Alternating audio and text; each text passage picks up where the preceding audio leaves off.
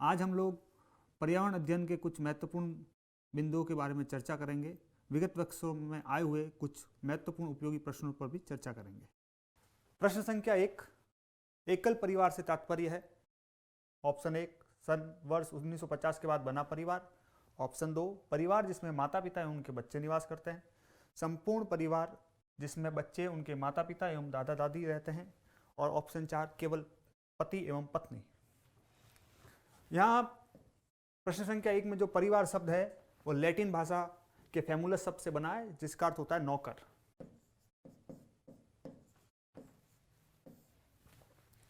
परिवार सामाजिक पृष्ठभूमि की महत्वपूर्ण इकाई के रूप में जाना जाता है। परिवार किसी बालक की प्राथमिक पाठशाला कहलाता है।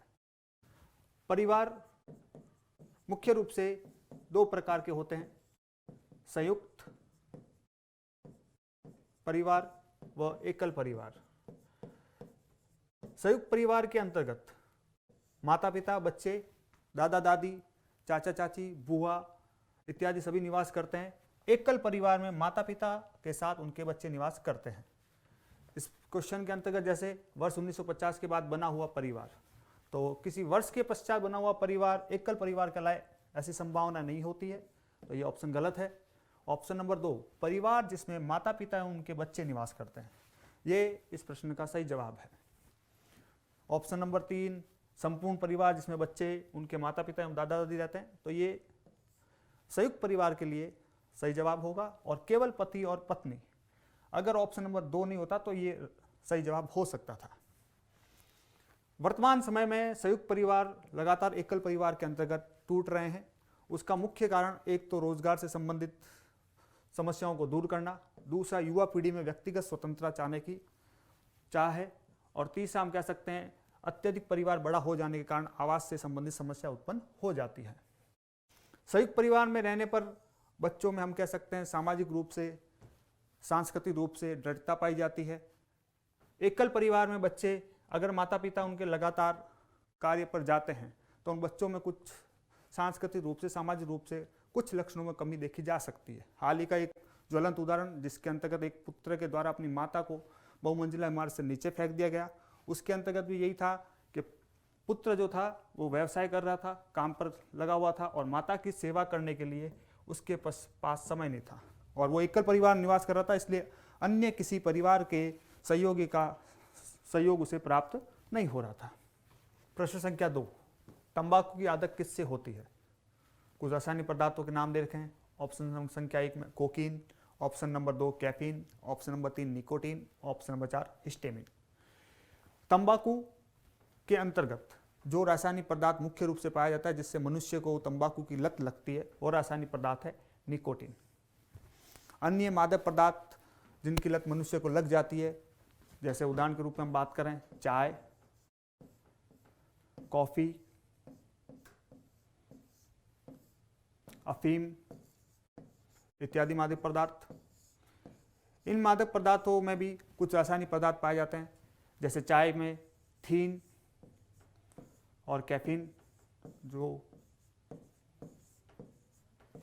कॉफी के अंतर्गत भी कैफीन उपस्थित रहता है।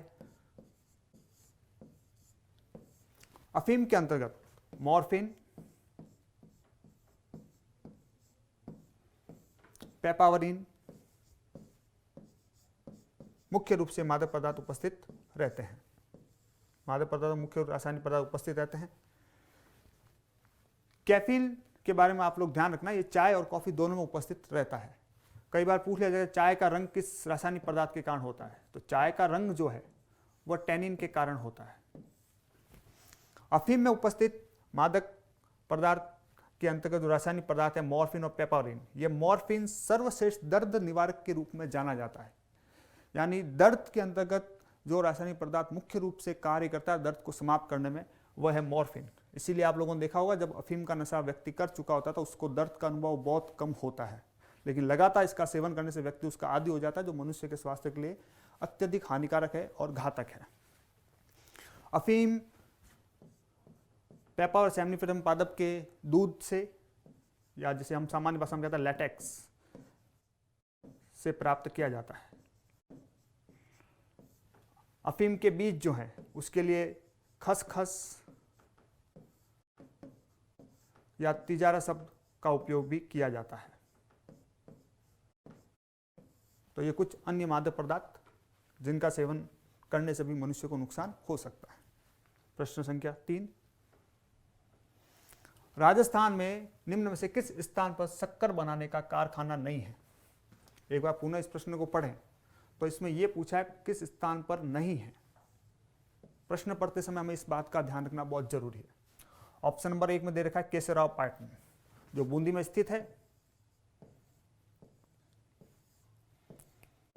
जहां शक्कर बनाने का कारखाना है।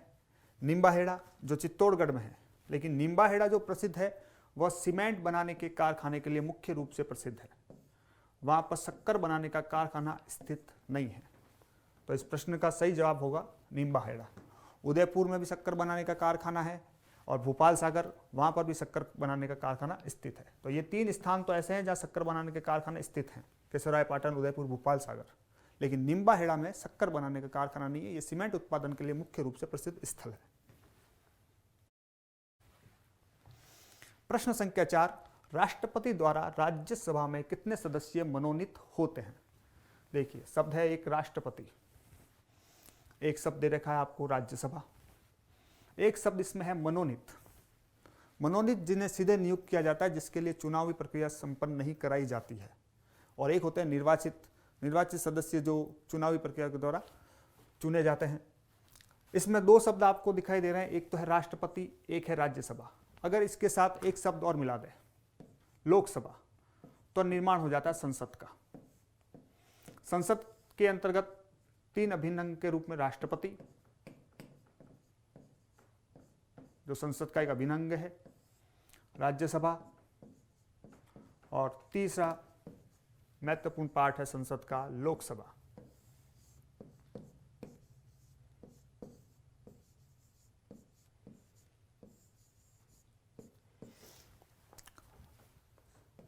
राष्ट्रपति जो है, राष्ट्रपति पद के चुनाव लड़ने के लिए न्यूनतम आयु होती है 35 वर्ष। राष्ट्रपति पद के लिए चुनाव लड़ने के लिए भारत का नागरिक होना चाहिए और उसमें अन्य सभी योग्यताएं होनी चाहिए जो एक लोकसभा सदस्य के लिए होती है मुख्य रूप से। राज्यसभा जो संसद का स्थायी सदन होता है,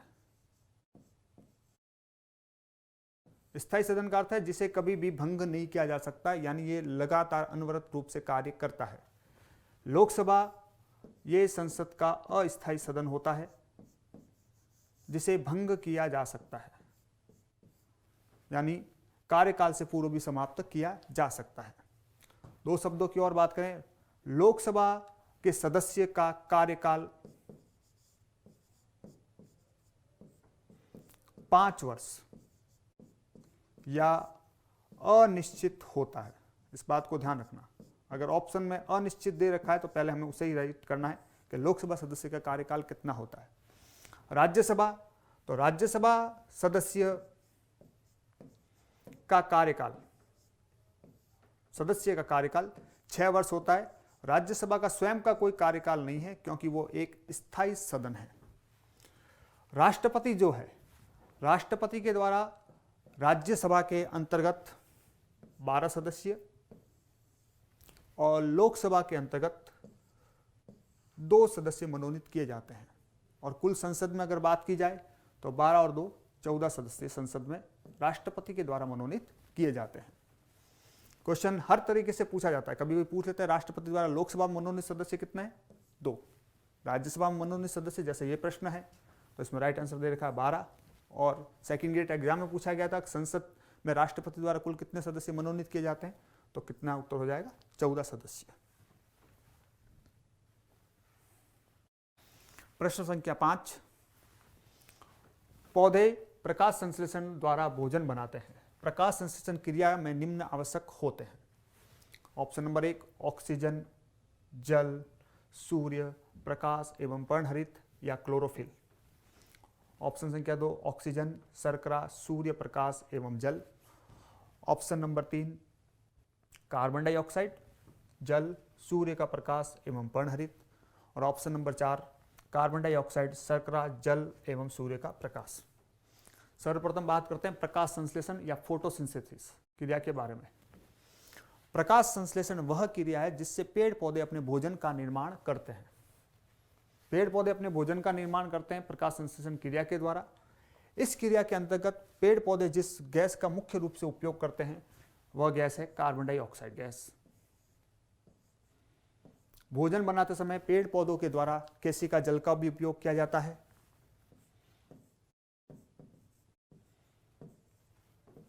सूर्य प्रकाश की उपस्थिति में, सनलाइट की प्रेजेंस में, क्लोरोफिल की उपस्थिति में भी, पर्णहरित की उपस्थिति में,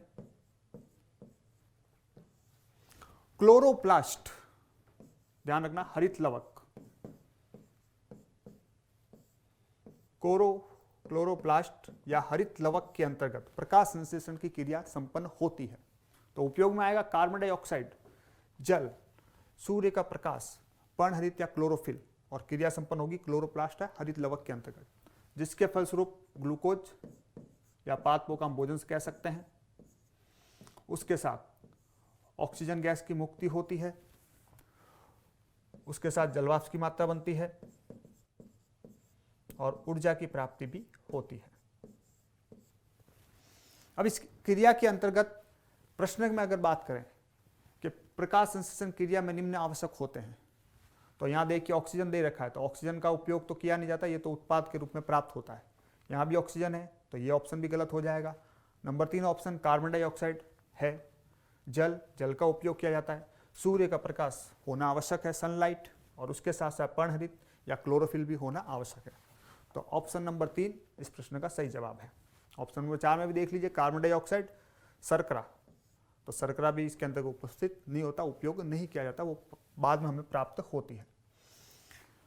हमें ऑक्सीजन की प्राप्ति होती है, ये क्वेश्चन कई बार पूछा जाता है। हल्के लेवल के इस कंपटीशन एग्जाम में ऑप्शन दे रखा होता है उत्तर, राइट आंसर पेड़ पौधों के द्वारा। उससे अपर लेवल के एग्जाम्स में दे दिया जाता है कि प्रकाश संश्लेषण की क्रिया के द्वारा, तो वो भी राइट जवाब है।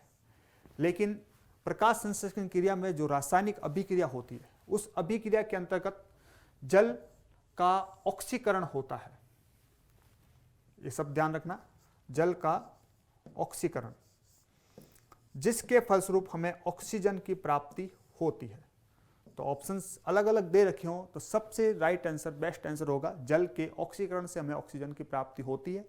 यह ऑक्सीजन प्रकाश संश्लेषण क्रिया में होता है और प्रकाश संश्लेषण क्रिया पेड़ पौधों के द्वारा की जाती है। तो सभी राइट आंसर है, लेकिन ऑप्शन के अनुसार हम उस उत्तर को इस प्रश्न के जवाब के अंतर्गत सेट कर सकते हैं। पेड़ पौधे जब श्वसन की क्रिया करते हैं, तो ध्यान रखना, श्वसन की क्रिया जब भी सजीवों के द्वारा की जाती है तो हमेशा ऑक्सीजन का उपयोग किया जाता है। श्वसन की क्रिया में पेड़ पौधे हो चाहे जीव जंतु हो, ऑक्सीजन का उपयोग करते हैं। तो दिन के अंतर्गत तो ये दोनों क्रियाएं, श्वसन की क्रिया और प्रकाश संश्लेषण की क्रिया, यानी पेड़ पौधों के भोजन बनाने की क्रिया एक साथ चलती है। तो उस समय तो प्राप्त हो रही कार्बन डाइऑक्साइड गैस जो है वो पेड़ पौधों के द्वारा उपयोग में ले ली जाती है प्रकाश संश्लेषण क्रिया में। लेकिन रात्रि के समय प्रकाश संश्लेषण की क्रिया एक तरह से बंद हो जाती है, सूर्य का प्रकाश उपस्थित नहीं होने के कारण से। तो रात्रि के समय पेड़ पौधे केवल श्वसन की क्रिया करते हैं, जिसमें उत्पाद के रूप में कार्बन डाइऑक्साइड गैस प्राप्त होती है, और पेड़ पौधे उपयोग भी ऑक्सीजन का करते हैं। इसीलिए रात्रि के समय पेड़ पौधों के लिए नीचे सोना हानिकारक होता है, क्योंकि उस स्थान पर ऑक्सीजन की कमी हो सकती है, क्योंकि ऑक्सीजन का उपयोग भी श्वसन की क्रिया में किया जाता है और उसके साथ साथ कार्बन डाइऑक्साइड गैस भी विमुक्त होती जाती है, जो उसी वातावरण में फैल जाती है लगातार रूप से। प्रश्न संख्या 6, मनुष्य के शरीर की जैव रासायनिक प्रयोगशाला, बायोकेमिकल लेबोरेटरी किसे कहते हैं? आमाशय स्टोमच, यकृत या लीवर, आंत्र इंटेस्टाइन, वृक्क या किडनी। देखिए, जैव रासायनिक प्रयोगशाला यानी बहुत सारे मनुष्य के शरीर से महत्वपूर्ण कार्य संपादित जिस अंग के अंतर्गत होते हैं वो प्रयोगशाला के रूप में उपयोग में लिया जाएगा। लेबोरेटरी जिसमें एक साथ कई तरह के परीक्षण की भी किए जा सकते हैं, कई तरह से मनुष्य उपयोगी कार्य भी संपन्न होते हैं। अगर हम यकृत या लीवर के बारे में जानकारी प्राप्त करें, जिसके अंतर्गत बहुत सारे कार्य संपन्न होते हैं, तो यकृत या लीवर ये मनुष्य के शरीर की सबसे बड़ी ग्रंथि है। ग्रंथि मनुष्य का वह अंग है जिससे तरल पदार्थ लिक्विड पदार्थों का उत्पादन होता है। तरल पदार्थ दो प्रकार के होते हैं, एक एंजाइम और दूसरे प्रकार के होते हैं हार्मोन। इन दोनों तरल पदार्थों के अंतर्गत एंजाइम का उत्पादन तो किया जाता है बहिस्रावी ग्रंथियों के द्वारा और हार्मोन का उत्पादन किया जाता है अंतःस्रावी ग्रंथियों के द्वारा। तो ग्रंथि तो यकृत है ही है, लेकिन यह शरीर की सबसे बड़ी बहिस्रावी ग्रंथि है। कहने का अर्थ है कि इसके द्वारा एंजाइम्स या प्रोटीन का उत्पादन किया जाता है। यह मुख्य रूप से दो एंजाइम, एक हिपेरिन जो शरीर में रुधिर को जमने से रोकता है और दूसरा एंजाइम फाइब्रिनोजन जो रुधिर का थक्का बनाने में सहायता प्रदान करता है, का उत्पादन किया जाता है। यकृत ये शरीर का सबसे बड़ा व भारी आंतरिक अंग है, इंटरनल पार्ट्स। अगर बाह्य अंग की बात की जाए तो वो त्वचा या स्किन है, लेकिन शरीर का सबसे बड़ा व भारी आंतरिक अंग जो है वो यकृत या लीवर है। यकृत या लीवर के द्वारा अन्य कार्य के अंतर्गत पित्तरस का उत्पादन किया जाता है, बाइल सैप, और उसके साथ साथ यकृत जो है वह रुधिर में उपस्थित अमोनिया को यूरिया में बदलने का भी कार्य करता है। अमोनिया से यूरिया का निर्माण जो है वो यकृत के द्वारा ही किया जाता है। यकृत जो है यह मनुष्य के संचित भोजन, जिसे हम ग्लाइकोजन के रूप में जानते हैं, उसे संचित करने में भी सहायता प्रदान करता है। तो यकृत के द्वारा बहुत सारे कार्य संपादित किए जाते हैं, इसलिए मनुष्य की जैव रासायनिक प्रयोगशाला के रूप में जाना जाता है। प्रश्न संख्या 7, राजस्थान राज्य के राज्य वृक्ष, राज्य पक्षी तथा राज्य जंतु, राज्य वृक्ष, राज्य पक्षी तथा राज्य जंतु क्रमशः सब लगने का अर्थ यह है कि ऑप्शन में हो सकता है सभी ऑप्शन इन तीनों से उपस्थित नामों से बन जाए, लेकिन लगातार उनके नाम होने चाहिए। सबसे पहले जैसे दे रखा है राज्य वृक्ष का नाम, उसके पश्चात नाम देखा है राज्य पक्षी और उसके पश्चात राज्य जंतु। तो राज्य वृक्ष तो आप लोगों को पता है खेजड़ी है राजस्थान का। राज्य पक्षी जो है वह है गोडावण। राज्य पशु जो है उसके अंतर्गत एक तो है चिंकारा और उसके साथ साथ ऊंट। ये क्वेश्चन सीधा पूछा गया है रिट के एग्जाम के अंतर्गत कि राजस्थान का राज्य पशु है, जिसे अभी हाल ही में घोषित किया जाए राज्य पशु ऊंट के अंतर्गत। इस ऑप्शन में अगर इस प्रश्न के ऑप्शन में बात करें तो खेजड़ी ऑप्शन नंबर 1 के अंतर्गत सबसे पहले दे रखा राज्य वृक्ष के रूप में, प्रोसोफिस सिनेरेरिया के नाम से इसे जाना जाता है। राज्य पक्षी के रूप में गोडावण, क्रोटिक्स नाइग्रिसेप्स। राज्य जंतु के रूप में नाम दे रखा है चिंकारा, जो भी सही जवाब है। गजेला गजेला के वैज्ञानिक नाम से इसे जाना जाता है। तो इस प्रश्न का सही जवाब है खेजड़ी, गोडावण, चिंकारा। किसी ऑप्शन में ये तीनों हो सकते थे, लेकिन इस क्रम में होना बहुत जरूरी है, क्योंकि इस प्रश्न में आप लोगों के लिखा हुआ है क्रमशः लगातार कौन से पाए जाते हैं। अब है प्रश्न संख्या 8, पदार्थ की किस अवस्था में अणुओं के मध्य की दूरी न्यूनतम होती है। यहां शब्द आपको दे रखा है पदार्थ, उसके साथ दे रखा है अणु शब्द। पदार्थ या द्रव्य की अगर हम बात करें, मैटर या सब्सटेंस की, तो ये पदार्थ या द्रव्य जो है ये अणु से मिलकर बने होते हैं, अणु या मॉलिक्यूल्स से। और अणु या मॉलिक्यूल्स ये परमाणु या एटम से मिलकर बने होते हैं। यानी पदार्थ में सबसे सूक्ष्म रूप से पाए जाते हैं परमाणु, वो परमाणु मिलकर अणु का निर्माण करते हैं, अणु मिलकर बनाते हैं पदार्थ या द्रव्य। पदार्थ या द्रव्य की परिभाषा की बात करें तो सबसे सरल परिभाषा है कि वह संरचना जिसके द्वारा स्थान घेरा जाता है और जिसके अंतर्गत द्रव्यमान उपस्थित हो। कोई भी पदार्थ मूलभूत रूप से परमाणु से मिलकर बना है, इसलिए पदार्थ की मूलभूत इकाई या हम कह सकते हैं संरचनात्मक, या हम कह सकते हैं सूक्ष्मतम इकाई वह होती है परमाणु या एटम, सबसे छोटे रूप में उसका निर्माण करने वाली और मूलभूत इकाई। अगर शब्द ये हो केवल कि पदार्थ की इकाई किसे कहते हैं, देखिए इन सब शब्द के यहाँ पर तो पदार्थ की इकाई के रूप में परमाणु को जाना जाता है। अगर शब्द के साथ जुड़ा हुआ मूलभूत इकाई या संरचनात्मक इकाई या सूक्ष्मतम इकाई, लेकिन सीधा शब्द हो पदार्थ की इकाई किसे कहते हैं, तो पदार्थ की इकाई वह कहलाएगी जिससे पदार्थ के दोनों प्रकार के गुण, चाहे रासायनिक गुण हो और चाहे भौतिक गुण हो, उनके बारे में जानकारी प्राप्त की जा सके। रासायनिक गुण का अर्थ है पदार्थ किससे मिलकर बना है, और भौतिक गुण का अर्थ हम कह सकते हैं कि पदार्थ पर दाब और ताप का किस प्रकार से प्रभाव रहता है। तो पदार्थ के अंतर्गत दोनों प्रकार के गुण जो बता सकता है वह इकाई होती है अणु। तो पदार्थ की इकाई अणु कहलाती है, क्योंकि देखिए परमाणु जो है वह केवल रासायनिक गुण बता सकता है। परमाणु ये बता सकता है पदार्थ किससे मिलकर बना हुआ है, लेकिन भौतिक गुणों के बारे में जानकारी अणु के द्वारा प्राप्त होती है, केवल परमाणु से वो जानकारी प्राप्त नहीं हो सकती। इसलिए रासायनिक और भौतिक दोनों प्रकार के गुण अणु से प्राप्त किए जा सकते हैं। इसलिए पदार्थ की इकाई अणु कहलाएगी और पदार्थ की मूलभूत या संरचनात्मक या हम कह सकते हैं सूक्ष्मतम इकाई परमाणु कहलाएगी। पदार्थ के रूप अगर हम देखें या अलग अलग अवस्थाएं देखें तो रासायनिक रूप से पदार्थ की 3 अवस्थाएं पाई जाती है, एक तत्व, दूसरी यौगिक कंपाउंड, और पदार्थ की तीसरी अवस्था है मिश्रण रासायनिक रूप से।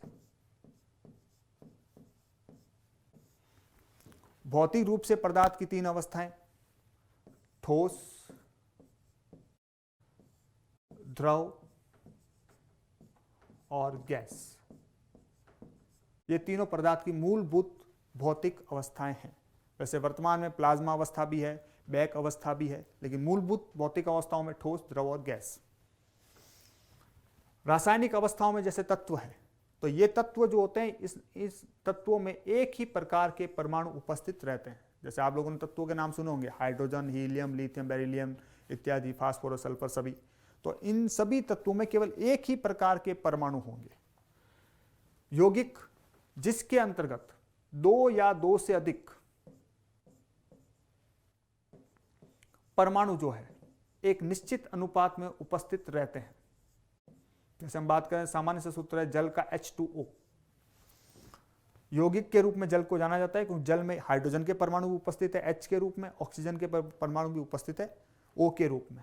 यह निश्चित अनुपात में 2:1 के अंतर्गत पाए जाते हैं। तो यौगिक में 2 या 2 से अधिक परमाणु एक निश्चित अनुपात में रहेंगे, जबकि मिश्रण में परमाणुओं का अनुपात निश्चित नहीं होता है, किसी भी अनुपात के अंतर्गत उपस्थित रह सकते हैं। जैसे मिश्रण का सबसे अच्छा उदाहरण हम कह सकते हैं वायु। वायु में विभिन्न प्रकार की गैसें पाई जाती है, जिसमें विभिन्न प्रकार के तत्वों के परमाणु उपस्थित हो सकते हैं, अन्य कई प्रकार की बातें साथ में जुड़ी हुई रहती है। ठोस अवस्थाएं जैसे भौतिक अवस्थाओं में ठोस, द्रव और गैस जो तीनों अवस्थाएं हैं, इसके अंतर्गत ठोस के अंतर्गत अणु जो होते हैं वो एकदम पास पास पाए जाते हैं। कहने का अर्थ है ठोस के अणुओं के मध्य अंतर आणविक बल, इंट्रामोलिकुलर फोर्स या आकर्षण बल सर्वाधिक होता है। द्रव के अणुओं के बीच कुछ दूरी पाई जाती है तथा गैस के अणु अत्यधिक दूरी पर स्थित होते हैं। तो अणुओं के मध्य दूरी की बात की जाए तो दूरी न्यूनतम यानी सबसे कम जो होती है वह ठोस अवस्था के अंतर्गत पाई जाती है, क्योंकि ठोस के अणुओं के मध्य सबसे ज्यादा आकर्षण बल पाया जाता है। उससे कम होता है द्रव अवस्था के अंतर्गत और सबसे कम पाया जाता है गैस अवस्था के अंतर्गत।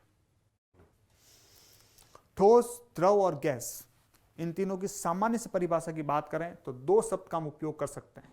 एक आकृति किस प्रकार से रहेगी, और दूसरा आयतन, वॉल्यूम, वो स्थान कितना घेरते हैं, कैसे।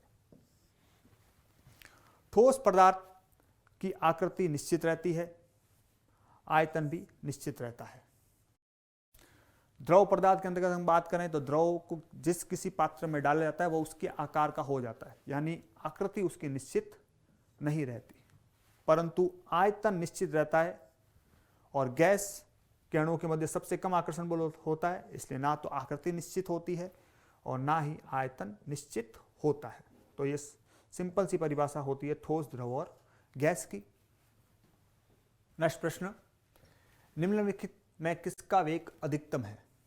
ऑप्शंस देखिए, हवा, जलधारा, ध्वनि, प्रकाश, ये सभी चलते हैं, इनमें अधिक चाल और वेग उपस्थित रहते हैं, लेकिन सर्वाधिक पूछा अधिकतम किस में है? तो हवा और जलधारा, इनका वेग तो काफी कम होता है। चर्चा मुख्य रूप से ध्वनि और प्रकाश के बीच में। प्रकाश और ध्वनि ये एक तरह से एक दूसरे के विपरीत हैं। प्रकाश तरंगों को एक स्थान से दूसरे स्थान तक जाने के लिए माध्यम की आवश्यकता नहीं होती, यानी वे बिना माध्यम के भी एक स्थान से दूसरे स्थान गमन कर सकते हैं।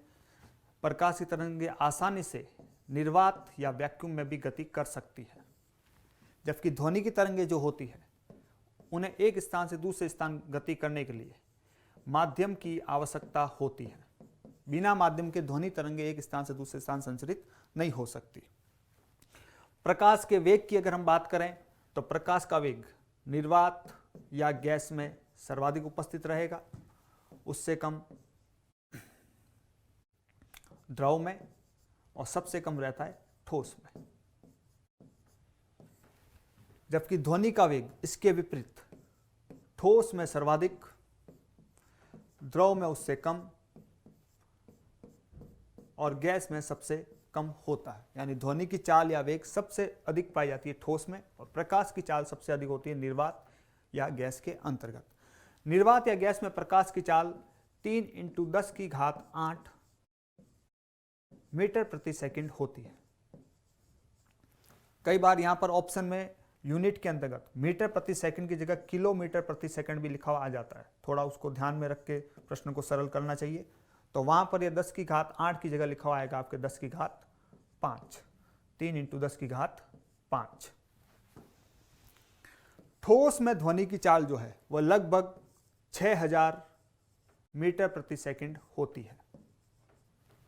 गैस के अंतर्गत ध्वनि की चाल 0 डिग्री सेल्सियस तापमान पर 332 मीटर प्रति सेकंड के लगभग होती है। ध्वनि की चाल ठोस के अंतर्गत सर्वाधिक होती है, जिसमें भी हम कह सकते हैं एल्यूमिनियम में सबसे अधिक पाई जाती है, उसके पश्चात निकिल व इस्पात में पाई जाती है। तो सबसे अधिक ध्वनि की चाल हम लोग देख रहे हैं ठोस में, प्रकाश की चाल देख रहे हैं सबसे ज्यादा गैस के अंतर्गत। लेकिन दोनों की तुलना की जाए तो निर्वात और गैस में प्रकाश की चाल बहुत अधिक है, तो सबसे अधिकतम वेग जो है वो होगा प्रकाश का। ध्वनि की चाल क्योंकि निर्वात में गतिशील नहीं होती है, क्योंकि उसके लिए माध्यम की आवश्यकता होती है, तो इससे रिलेटेड क्वेश्चन भी पूछा जाता है कि चंद्रमा या अंतरिक्ष में बातचीत करना संभव क्यों नहीं है, क्योंकि वहां पर माध्यम उपस्थित नहीं होता, इसलिए ध्वनि तरंगे एक स्थान से दूसरे स्थान संचरित नहीं हो सकती है। नेक्स्ट प्रश्न, हवा में सर्वाधिक मात्रा में पाए जाने वाली गैस है ऑक्सीजन, कार्बन डाइऑक्साइड, हाइड्रोजन तथा नाइट्रोजन। सबसे पहले ध्यान देने योग्य बात है कि पूछा कहां पर है, हवा के माध्यम के अंतर्गत हवा में। हवा या वायु में या वायुमंडल में ऑक्सीजन गैस की मात्रा लगभग 21% होती है। कार्बन डाइऑक्साइड गैस की मात्रा 0.03 से 0.04%, अगर ऑप्शन अत्यधिक निकट हो तो 0.04% हम कह सकते हैं। हाइड्रोजन की मात्रा 0.000 के अंतर्गत बहुत कम पाई जाती है और नाइट्रोजन गैस की मात्रा 78% होती है।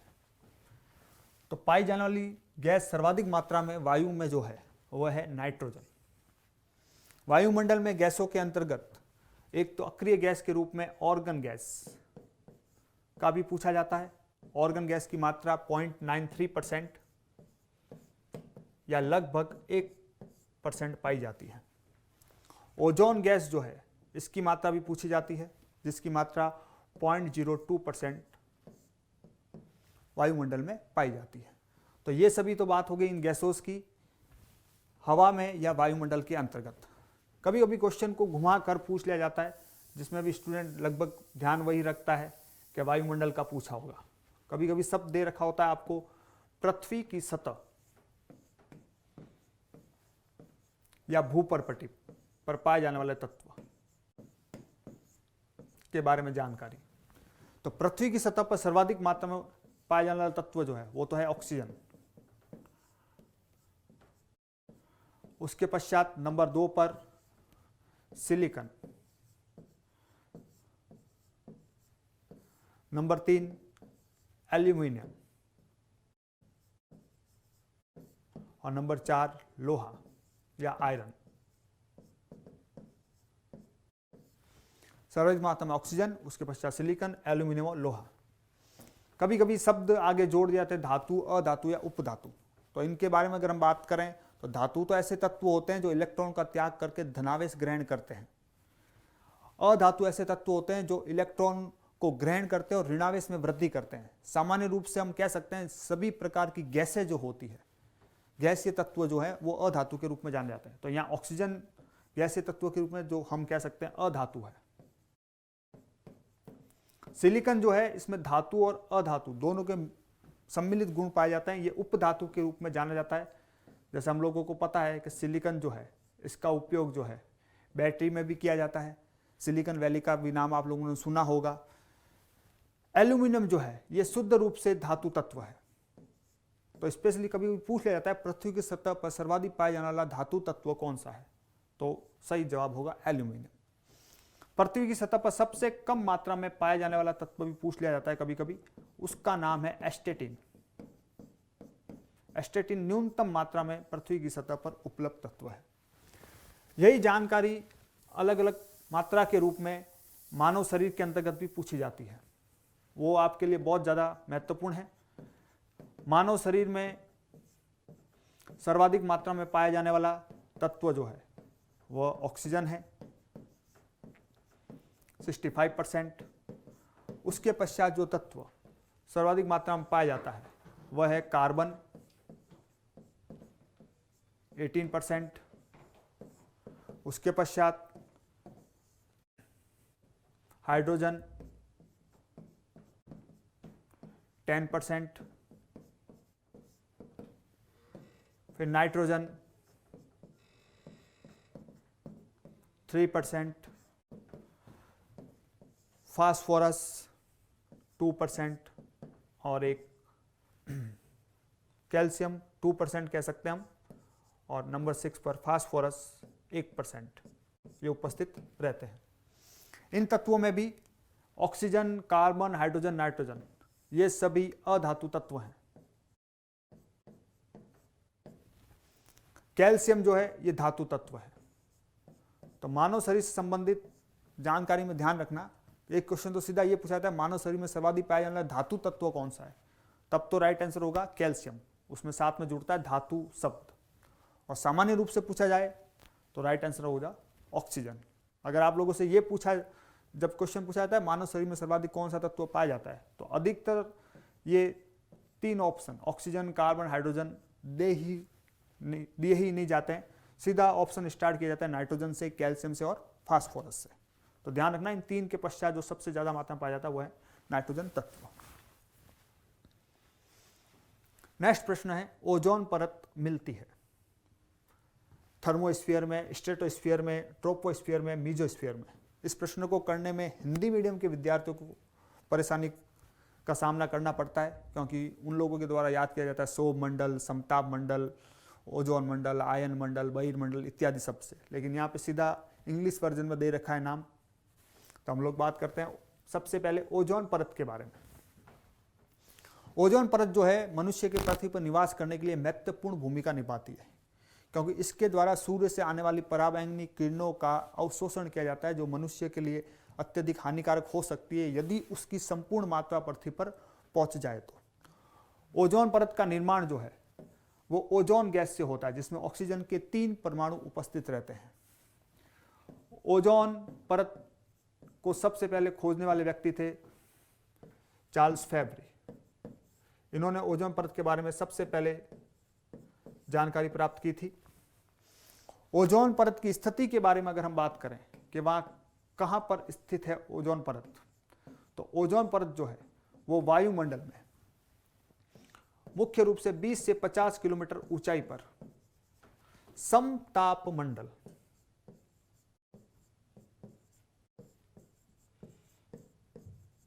या स्ट्रेटोस्फीयर में उपस्थित है। ओजोन परत की सर्वाधिक सांद्रता या मोटाई जो है वह 20 से 30 किलोमीटर ऊंचाई पर पाई जाती है और ये मोटाई जिस पद्धति के अंतर्गत मापी जाती है उस पद्धति का नाम है डॉप्सन पद्धति। ये क्वेश्चन बहुत पूछा जाता है कि ओजोन परत की मोटाई किस पद्धति में या किस इकाई में मापी जाती है, तो वो इकाई है डॉप्सन इकाई। इस ओजोन परत का कार्य हमने देखा है कि ये अल्ट्रावायलेट पराबैंगनी किरणों का अवशोषण करता है। इसकी मात्रा ध्यान रखना, सूर्य से आने वाली 95 से 97% अल्ट्रावायलेट रेज का अवशोषण ओजोन परत के द्वारा किया जाता है। यदि इसकी मात्रा अत्यधिक पृथ्वी पर पहुंच जाए तो मनुष्य के अंतर्गत कैंसर से संबंधित समस्याएं, दृष्टि दोष से संबंधित समस्याएं, चर्म रोग से संबंधित समस्याएं उत्पन्न हो जाएगी और नेत्र रोग भी कई प्रकार के मनुष्य में फैल सकते हैं।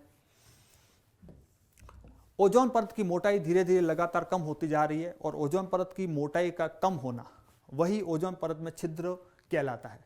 इस ओजोन परत की मोटाई का कम होने का मुख्य कारण जो है उसके अंतर्गत सबसे पहले नाम आता है क्लोरोफ्लोरोकार्बन गैस का, CFC का। उसके पश्चात कार्बन टेट्राक्लोराइड CCl4 जिसे पायरीन गैस के रूप में भी जाना जाता है, और उसके पश्चात CHCl3 ट्राइक्लोरोमीथेन गैस, क्लोरोफॉर्म जिसे कहा जाता है, वो उत्तरदायी है। CFC ओजोन परत के लिए इतनी अधिक हानिकारक है कि CFC का मात्र एक अणु ओजोन गैस के 1 लाख अणुओं को तोड़ सकता है। यानी single molecule of CFC can break the 1 lakh molecule of ozone gas. तो एक अणु केवल 1 लाख अणुओं के बराबर है, और जब CFC ओजोन गैस के साथ क्रिया करती है तो वो एक क्लोरीन गैस को भी मुक्त करती है। ये क्वेश्चन भी कई बार पूछा जाता है। तो ओजोन परत की स्थिति है स्ट्रेटोस्फीयर में। नेक्स्ट प्रश्न है, निम्नलिखित में से कौन सा राज्य या देश राजस्थान के जैसलमेर, बीकानेर तथा श्रीगंगानगर जिलों से लगा हुआ है, यानी सीमा को स्पर्श करता है? ऑप्शन है गुजरात, मध्य प्रदेश, हरियाणा, पाकिस्तान। तो राजस्थान की भौगोलिक स्थिति के बारे में अगर हम बात करें तो राजस्थान ऐसा राज्य है जिसके निकट में एक पड़ोसी देश भी स्थित है और उसके निकट में कई प्रकार के राज्य भी स्थित हैं। राजस्थान के कुल जिलों की संख्या 33 है। राजस्थान में कुल 33 जिले उपस्थित हैं, जिसमें से 25 जिले जो हैं वो राजस्थान की स्थलीय सीमा का निर्धारण करते हैं और 8 जिले ये राजस्थान के आंतरिक जिलों के रूप में जाने जाते हैं, जो सीमा पर स्थित नहीं है, राजस्थान के बीच में स्थित है। राजस्थान की अंतर्राष्ट्रीय सीमा भी है जो किसी देश के साथ लगेगी, जैसा आप लोग देख रहे हैं पाकिस्तान के साथ, और राजस्थान की अंतर्राज्यीय सीमा भी है जो 5 राज्यों के द्वारा निर्मित होती है। राजस्थान की अंतर्राष्ट्रीय सीमा पाकिस्तान के साथ निर्मित होती है, जिसमें राजस्थान के 4 जिले जुड़े हुए हैं: श्रीगंगानगर, बीकानेर, जैसलमेर और बाड़मेर। ये 4 जिले पाकिस्तान की सीमा को स्पर्श करते हैं, रेड क्लिफ रेखा का निर्धारण करते हैं। इस सीमा की कुल लंबाई है 1070 किलोमीटर। सर्वाधिक लंबाई जैसलमेर के साथ है 464 किलोमीटर और सबसे कम लंबाई है बीकानेर के साथ 168 किलोमीटर। अंतर्राज्यीय सीमा जो है उसकी लंबाई 4850 किलोमीटर है। तो कुल राजस्थान की सीमा की लंबाई हम कह सकते हैं 5920 किलोमीटर है, जो अंतर्राष्ट्रीय और अंतर्राज्यीय दोनों सीमाओं से मिलकर बनी हुई है। अंतर्राज्यीय सीमा के अंतर्गत स्थित जिलों की अगर हम बात करें तो पंजाब को स्पर्श करते हैं, हरियाणा को स्पर्श करते हैं कुछ जिले, उत्तर प्रदेश को स्पर्श करते हैं, मध्य प्रदेश को स्पर्श करते हैं और कुछ जिले गुजरात को स्पर्श कर सकते हैं। 25 स्थलीय सीमा का निर्धारण करने वाले जिले जो हैं, number 1 Sriganganagar, number 2 Bikaner, number 3 Jaisalmer, number 4 Barmer, उसके नीचे देखिए आप Jalore number 6, Sirohi number 6, Udaipur number 7, Dungarpur 8, Banswara 9, Pratapgarh, Chittorgarh, Bhilwara भी, कोटा, झालावाड़ 12, सवाई माधोपुर, करौली, धौलपुर, भरतपुर, अलवर, जयपुर, सीकर, झुंझुनू, चूरू और हनुमानगढ़, ये कुल 25 जिले जो है राजस्थान की स्थलीय सीमा पर स्थित जिले हैं। पंजाब के साथ राजस्थान के 2 जिले सीमा बनाते हैं, एक श्रीगंगानगर और दूसरा हनुमानगढ़। हरियाणा के साथ 7 जिले सीमा का निर्धारण करते हैं, हनुमानगढ़, चूरू, झुंझुनू, सीकर, जयपुर, अलवर और भरतपुर। उत्तर प्रदेश के साथ 2 जिले सीमा बनाते हैं, भरतपुर और धौलपुर। मध्य प्रदेश के साथ सर्वाधिक 10 जिले, धौलपुर, करौली, सवाई माधोपुर, बारां, कोटा, झालावाड़, भीलवाड़ा, चित्तौड़गढ़, प्रतापगढ़ और बांसवाड़ा। तथा गुजरात के साथ सीमा बनाने का कार्य बांसवाड़ा, डूंगरपुर, उदयपुर, सिरोही, जालोर और बाड़मेर, इन 6 जिलों के द्वारा किया जाता है। तो ये राजस्थान के 5 पड़ोसी राज्यों के साथ लगने वाले विभिन्न जिलों की सीमा है। जो 8 आंतरिक जिले हैं जिसकी सीमा किसी राज्य या किसी देश के साथ नहीं लगती है, जोधपुर, नागौर, पाली, अजमेर, राजसमंद, दौसा, टोंक और बूंदी, ये 8 जिले ऐसे हैं जिनकी सीमा किसी भी राज्य या देश को स्पर्श नहीं करती है। एक क्वेश्चन और पूछा जाता है कि सर्वाधिक सीमा किसी भी जिले की कितने जिलों के साथ लगती है।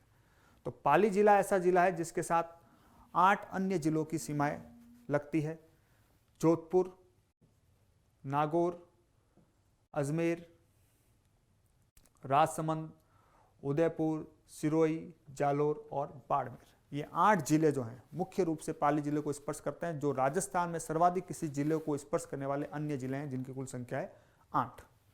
तो हमने ये राजस्थान के भौगोलिक मैप का अध्ययन किया। अब हम वापस क्वेश्चन पर चलते हैं। क्वेश्चन था, कौन सा राज्य या देश राजस्थान के जैसलमेर, बीकानेर तथा श्रीगंगानगर जिलों से लगा हुआ है। तो हमने अभी डिस्कस किया था कि जैसलमेर जो है ये किसी राज्य को स्पर्श नहीं करता, ये केवल पाकिस्तान के साथ सीमा का निर्धारण करता है। तो इस प्रश्न का सही जवाब होगा पाकिस्तान। गुजरात के साथ कोई सीमा नहीं है जैसलमेर की, इसी तरह से मध्य प्रदेश, हरियाणा, इनके साथ भी किसी प्रकार की कोई सीमा नहीं है। राजस्थान में कुछ जिले ऐसे हैं जिनके साथ 2-2 राज्यों की सीमा लगती है। उन 2-2 राज्यों की सीमा वाले जिलों के अंतर्गत हमने एक तो देखा था हनुमानगढ़, जिसके साथ पंजाब और हरियाणा की सीमा लगती है। उसके पश्चात भरतपुर, जिसके साथ हरियाणा, उत्तर प्रदेश की सीमा लगती है। धौलपुर, उत्तर प्रदेश और मध्य प्रदेश की सीमा लगती है। और बांसवाड़ा, जिसके साथ मध्य प्रदेश और गुजरात की सीमा लगती है। 2 जिले ऐसे हैं जिनकी अंतर्राज्यीय तथा अंतर्राष्ट्रीय दोनों प्रकार की सीमाएं हैं। वो 2 जिले, एक तो है श्रीगंगानगर, जो पंजाब राज्य को तो स्पर्श करता है, उसके साथ साथ पाकिस्तान के साथ भी सीमा का निर्धारण करता है। और दूसरा जिला है बाड़मेर, जो गुजरात राज्य को तो स्पर्श करता है, उसके साथ साथ पाकिस्तान के साथ सीमा का निर्धारण भी करता है। और स्थलीय सीमा पर स्थित जिले जिनकी कोई अंतर्राज्यीय सीमा नहीं है, उसमें जैसलमेर और बीकानेर, इन 2 का नाम आता है। नेक्स्ट प्रश्न है, प्रथम कृत्रिम उपग्रह का नाम था भास्कर, आर्यभट्ट, रोहिणी या एडुसैट। उपग्रह या सैटेलाइट जो सबसे प्रथम रूप से अंतरिक्ष में स्थापित किया गया था, तो यहाँ ऑप्शन के आधार पर तो अगर हम बात करें भास्कर, आर्यभट्ट, रोहिणी और एडुसैट के अंतर्गत, तो सबसे पहले जो उपग्रह भारत के द्वारा अंतरिक्ष में स्थापित किया गया था वह था आर्यभट्ट। तो इस प्रश्न का सही जवाब तो है आर्यभट्ट 1975 के अंतर्गत। लेकिन भारत से पहले भी कई देशों ने अपने सैटेलाइट या उपग्रह अंतरिक्ष में स्थापित किए थे। सर्वप्रथम विश्व में यूएसए के द्वारा 1958 में स्कोर नाम का उपग्रह जो है या सैटेलाइट वो अंतरिक्ष में स्थापित किया गया था। तो अगर क्वेश्चन विश्व के आधार पर या विश्व के संदर्भ में पूछा जाए तो सबसे पहला उपग्रह जो अंतरिक्ष में स्थापित किया गया था उसका नाम था स्कोर। ऑप्शन में जो भास्कर दिख रहा है ये भारत के द्वारा अंतरिक्ष में स्थापित किया गया दूसरा उपग्रह है जो 1979 में स्थापित किया गया। रोहिणी नाम से सैटेलाइट की श्रृंखला चलाई गई थी। एजुसेट जो है वो शिक्षा के लिए पूर्ण रूप से स्थापित किया गया उपग्रह है जो 2004 में स्थापित किया गया था। शिक्षा को समर्पित पूर्ण रूप से कृत्रिम उपग्रह एजुसेट। शिक्षा के लिए अन्य उपग्रह जो स्थापित किया गया अनुसेट वो 2009 में स्थापित किया गया था इसरो के द्वारा। एक क्वेश्चन और महत्वपूर्ण पूछा जाता है, भारत के द्वारा अंतरिक्ष में स्थापित किया गया प्रथम संचार उपग्रह कौन सा है? Communication satellite. तो प्रथम संचार उपग्रह जो भारत ने अंतरिक्ष में स्थापित किया उसका नाम है Apple, aerial passenger payload. Apple उपग्रह जो है वो सबसे पहले संचार उपग्रह के रूप में भारत के द्वारा स्थापित किया गया था अंतरिक्ष के अंतर्गत। 2013 में भारत सरकार के द्वारा या इसरो के द्वारा हम कह सकते हैं देश का प्रथम पूर्ण रूप से रक्षा को समर्पित सैटेलाइट जो रुक्मणी के नाम से या GSAT-7 के नाम से जाना जाता है अंतरिक्ष में स्थापित किया गया था। मौसम संबंधित जानकारी देने के लिए पूर्णतः मौसम से संबंधित जो सैटेलाइट भारत के द्वारा अंतरिक्ष में स्थापित किया उसका नाम था कल्पना 1 या जिसका एक अन्य नाम और है मैटसेट।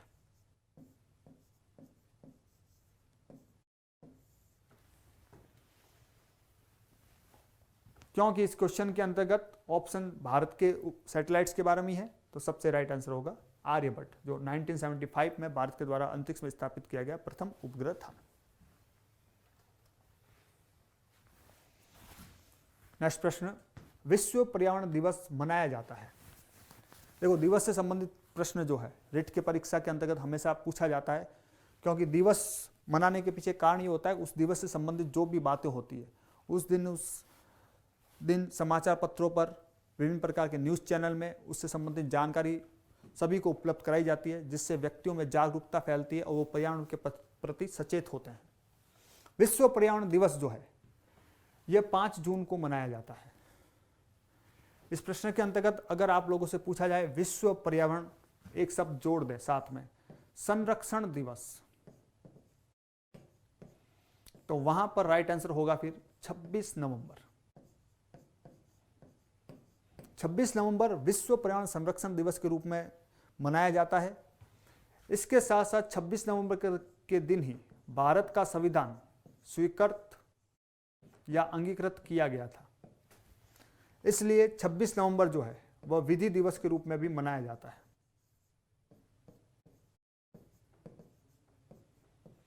दिवस क्योंकि बहुत ही महत्वपूर्ण है तो हम कह सकते हैं जैसे जनवरी की बात करें तो जनवरी में 12 जनवरी को युवा दिवस के रूप में मनाते हैं। 24 जनवरी जो है वो राष्ट्रीय बालिका दिवस के रूप में मनाया जाता है। 25 जनवरी राष्ट्रीय मतदाता दिवस के रूप में मनाया जाता है। 26 जनवरी आप लोगों को पता है गणतंत्र दिवस के रूप में मनाया जाता है। उसके पश्चात मार्च में अगर हम बात करें तो 8 मार्च अंतर्राष्ट्रीय महिला दिवस के रूप में मनाया जाता है। 21 मार्च जो है विश्व वानिकी दिवस के रूप में, 22 मार्च विश्व जल दिवस के रूप में, 23 मार्च जो है विश्व मौसम विज्ञान दिवस के रूप में मनाया जाता है। अप्रैल के अंतर्गत 7 अप्रैल सबसे पहले विश्व स्वास्थ्य दिवस के रूप में मनाया जाता है। उसके पश्चात जो है 22 अप्रैल पृथ्वी दिवस के रूप में मनाया जाता है। 24 अप्रैल पंचायती राज दिवस के रूप में मनाया जाता है। मई के अंतर्गत 22 मई जैव विविधता दिवस के रूप में मनाया जाता है। जून में 5 जून आप लोग देख रहे हैं विश्व पर्यावरण दिवस के रूप में मनाया जाता है। जुलाई का प्रथम सप्ताह जो है वह वन महोत्सव के रूप में मनाया जाता है 1 से 7 जुलाई तक। 11 जुलाई को जनसंख्या दिवस के रूप में मनाया जाता है। उसके पश्चात अक्टूबर का प्रथम सप्ताह जो है वह वन्य जीव संरक्षण सप्ताह के रूप में मनाया जाता है। तो कई प्रकार के महत्वपूर्ण दिवस जैसे हम कह सकते हैं 8 सितंबर अंतर्राष्ट्रीय साक्षरता दिवस के रूप में मनाते हैं और उसके साथ साथ ही 16 सितंबर जो है वो ओजोन परत संरक्षण दिवस के रूप में मनाया जाता है। ध्यान रखना इस बात का आप लोग। तो ये कई प्रकार के दिवस जो मनाए जाते हैं इसकी जानकारी भी आप लोगों को होना बहुत जरूरी है। नेक्स्ट प्रश्न, हम भोजन करते हैं एवं पाचन होता है, इस प्रक्रिया में भोजन के उपयोगी पदार्थों का अवशोषण होता है। आमाशय की दीवारों से, छोटी आंत्र की दीवार से, वृद्ध आंत्र की दीवार से, या यकृत या लीवर से। इस प्रश्न में भोजन शब्द दे रखा है, पाचन, पचित भोजन, उपयोगी पदार्थों का अवशोषण, ये कुछ शब्द दे रखे हैं। इस प्रश्न को सरल करने के लिए हमें मनुष्य के पाचन तंत्र की जानकारी होना अति आवश्यक है। मनुष्य के अंतर्गत पाचन तंत्र की क्रिया संपूर्ण रूप से 5 पदों में संपन्न होती है। सबसे पहले भोजन का अंतर्ग्रहण किया जाता है, यानी भोजन को मुख के द्वारा शरीर के अंदर लिया जाता है। उसके पश्चात विभिन्न पाचक रसों के द्वारा भोजन का पाचन किया जाता है, डाइजेशन किया जाता है। भोजन का पाचन कर लेने के पश्चात भोजन में से उपयोगी जो भी पदार्थ हैं उनको अवशोषित किया जाता है, एब्जॉर्ब किया जाता है। तीसरा पद होता है अवशोषण। भोजन में से उपयोगी पदार्थों को अवशोषण कर लेने के पश्चात उन उपयोगी पदार्थों का शरीर में उपयोग किया जाता है, वह क्रिया कहलाती है स्वांगीकरण। और उपयोगी पदार्थों का उपयोग कर लेने के पश्चात जो भी अपचित भोजन है या अपशिष्ट भोजन की मात्रा है वह उत्सर्जन के द्वारा शरीर से बाहर निकाल दी जाती है। तो ये 5 पद संपूर्ण रूप से पाचन तंत्र का निर्माण करते हैं: अंतर्ग्रहण करना, पाचन करना, अवशोषण, स्वांगीकरण और उत्सर्जन। मनुष्य में पाचन तंत्र की शुरुआत मुख या मुख गुहा से होती है। मुख गुहा से भोजन जो है वह ग्रसिका या ईसोफेगस में प्रवेश करता है। ग्रसिका से भोजन आमाशय में जाता है, स्टोमच में। आमाशय से भोजन छोटी आंत, स्मॉल इंटेस्टाइन, छोटी आंत से बड़ी आंत,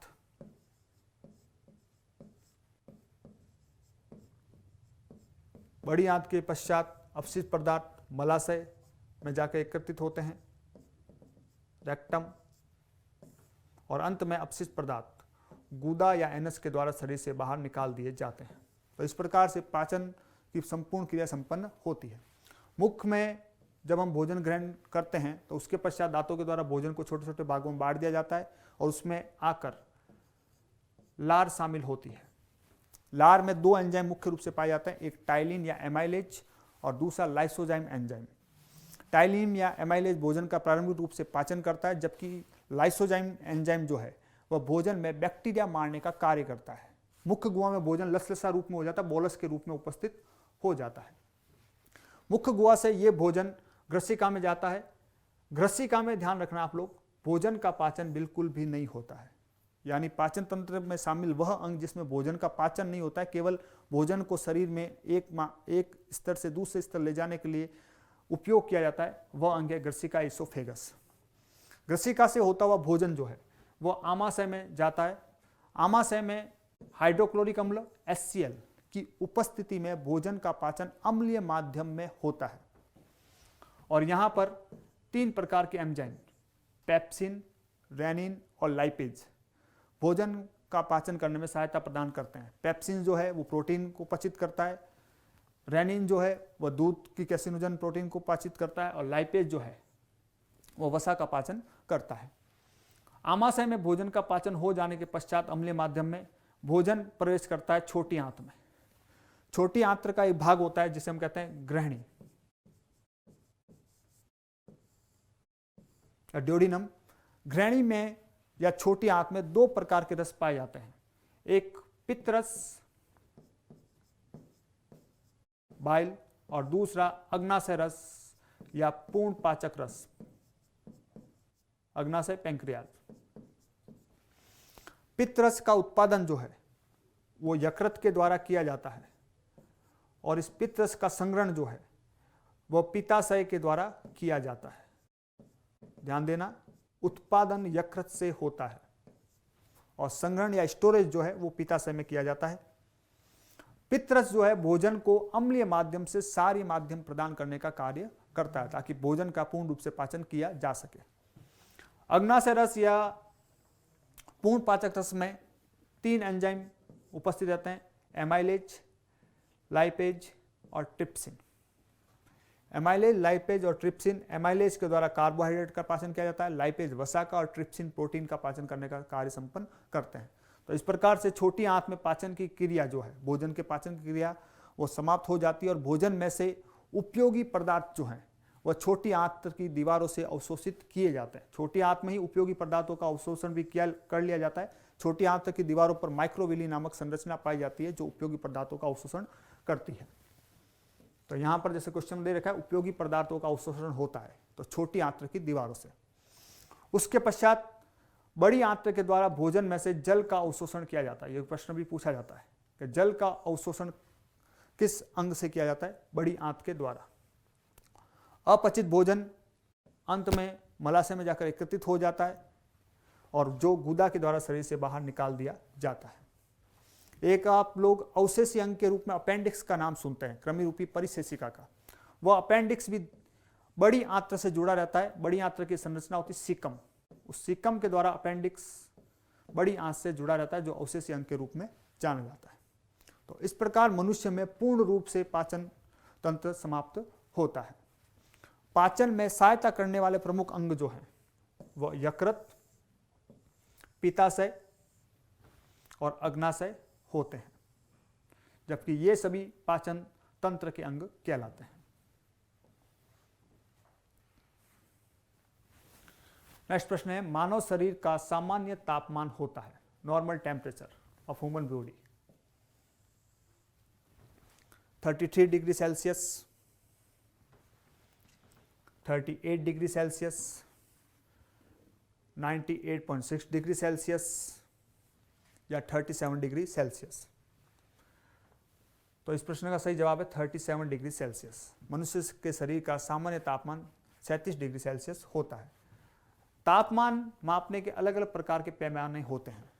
अगर उन पैमानों के आधार पर ऑप्शंस दिए जाएं तो यहाँ पर न्यूमेरिकल वैल्यू चेंज हो सकती है या डिग्री के साथ साथ जो पैमाना लगेगा उसका मान बदल सकता है। पैमाने मुख्य रूप से 4 हैं। एक सेल्सियस पैमाना, एक पाया जाता है फ़ारेनहाइट पैमाना, एक अंतरराष्ट्रीय पैमाना केल्विन और एक र्यूमर या रोमर पैमाना जिसका उपयोग सबसे कम किया जाता है। सेल्सियस, फ़ारेनहाइट, केल्विन, र्यूमर या रोमर। केल्विन अंतरराष्ट्रीय पैमाना है जिसमें डिग्री का उपयोग नहीं किया जाता है। अब हमें जिस पैमाने के अंतर्गत किसी की वैल्यू दे रखी है, जैसे यहां पर मनुष्य के शरीर का सामान्य तापमान है 37 डिग्री सेल्सियस, तो उस पैमाने के अंतर्गत हम वैल्यू को पहले रखते हैं। तो सेल्सियस में मान है 37, तो हम C की जगह रख सकते हैं 37 upon 5 equal to F minus 32 upon 9। 37 को जब 5 से डिवाइड करेंगे तो 7.4 equal to F minus 32 upon 9। जब इन्हें क्रॉस मल्टीप्लाई किया जाएगा तो अंततः F minus 32 equal to 7.4 multiply by 9। F minus 32 equal to 66.6, F equal to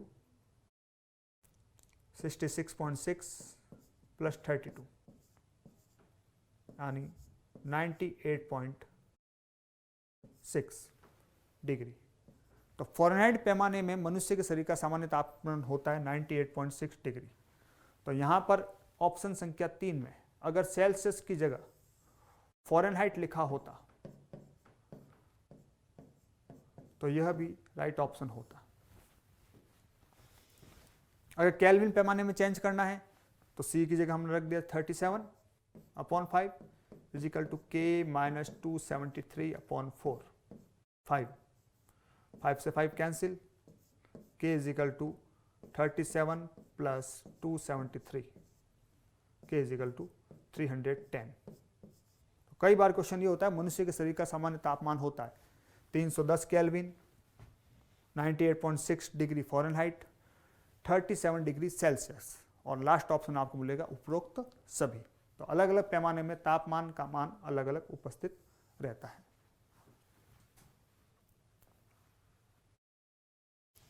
next question, मानव शरीर हड्डियों का ढांचा मात्र रह जाता है, इसका कारण है लंबे समय तक तंबाकू ग्रहण करने से, लंबे समय तक शराब का सेवन करने से, परिवार के लोगों द्वारा नशा करने से और परिवार के लोगों द्वारा तंबाकू ग्रहण करने से।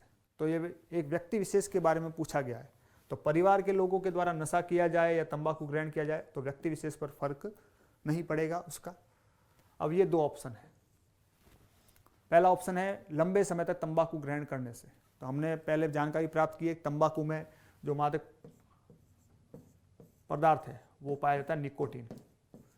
निकोटीन मादक पदार्थ रासायनिक पदार्थ जो है ये मनुष्य की ध्वनियों की दीवारों को मोटा कर देता है, जिसके कारण से मनुष्य में उच्च रक्तदाब और उच्च हृदय धड़कन दर से संबंधित समस्याएं तो उत्पन्न होती है, लेकिन लगातार इसका सेवन करने से, निकोटीन का सेवन करने से मनुष्य में मुख से संबंधित विभिन्न प्रकार की समस्याएं उत्पन्न होती है, फेफड़ों से संबंधित समस्याएं उत्पन्न होती है, जिससे मनुष्य को सांस लेने में अत्यधिक कठिनाई होती है, मनुष्य में कैंसर होने की भी संभावना रहती है। तो निकोटीन का लगातार सेवन करने से मनुष्य का शरीर निरंतर रूप से, घातक रूप से हम कह सकते हैं, कमजोर होता चला जाता है और अंततः हड्डियों का ढांचा मात्र रह जाता है। तो इस प्रश्न का सही जवाब है लंबे समय तक तंबाकू ग्रहण करने से मनुष्य का शरीर, हड्डियों का ढांचा मात्र रह जाता है। नेक्स्ट प्रश्न, ऊन प्राप्त होती है। क्वेश्चन वैसे बहुत सिंपल है, रिट में पूछा जा चुका है कि ऊन देने वाले जानवर कौन कौन से हैं। ऑप्शन नंबर 1 भेड़, ऊंट एवं याक के बालों से, इसमें तीनों जंतुओं से ऊन प्राप्त होती है, यही इसका सही जवाब है। ऑप्शन नंबर 2 में देख सकते हैं आप लोग, शेर दे रखा है, शेर के बालों से ऊन प्राप्त नहीं हो सकती, हाथी उससे प्राप्त नहीं की जाती, यहाँ पर गाय दे रखी है तो गाय के बालों से भी ऊन प्राप्त नहीं की जा सकती। ऑप्शन नंबर 1 में दे रखे हैं भेड़, ऊंट और याक के बाल, इसके साथ साथ ऊन जो है वो बकरी से भी प्राप्त की जाती है, खरगोश से भी प्राप्त की जा सकती है, लामा से प्राप्त की जा सकती है, जंतु विकुना या एपिको से भी ऊन प्राप्त की जा सकती है। विकुना, एपिको ये दक्षिण अमेरिका में पाए जाते हैं, जो लंबी गर्दन वाली, लंबी ऊंचाई वाली भेड़ें होती है, इन सभी से ऊन प्राप्त की जा सकती है। विश्व प्रसिद्ध ऊन है एक अंगोरा ऊन, जिसके बारे में बहुत से क्वेश्चन पूछे जाते हैं। अंगोरा ऊन जो है वह मुख्य रूप से जम्मू कश्मीर की अंगोरा बकरी से प्राप्त की जाती है। एनसीईआरटी की बुक्स में आपको लिखा हुआ मिल जाएगा, अंगोरा ऊन की प्राप्ति अंगोरा बकरी से होती है जम्मू कश्मीर के अंतर्गत। अब ऊन की सहायता से ऊनी वस्त्र बनाए जाते हैं, जो सर्दियों के मौसम में अत्यधिक उपयोगी रहते हैं। वैसे वस्त्र बनाने के लिए विभिन्न प्रकार के धागे या रेसे का उपयोग किया जाता है, फाइबर्स का उपयोग किया जाता है।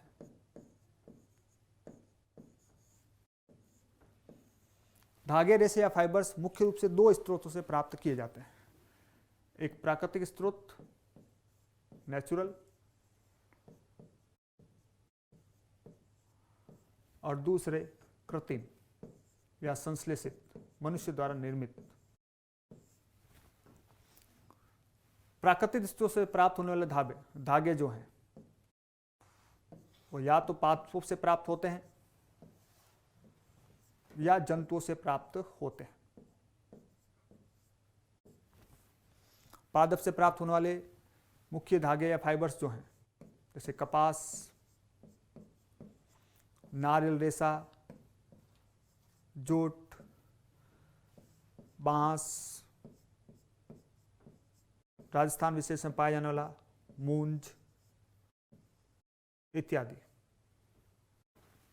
प्रश्न पूछ लेते हैं कि ये पादपों से प्राप्त होने वाले रेशे या फाइबर्स किससे बने होते हैं। तो पादपों से जो फाइबर्स प्राप्त होते हैं वो सेलुलोज निर्मित होते हैं, सेलुलोज से बने होते हैं।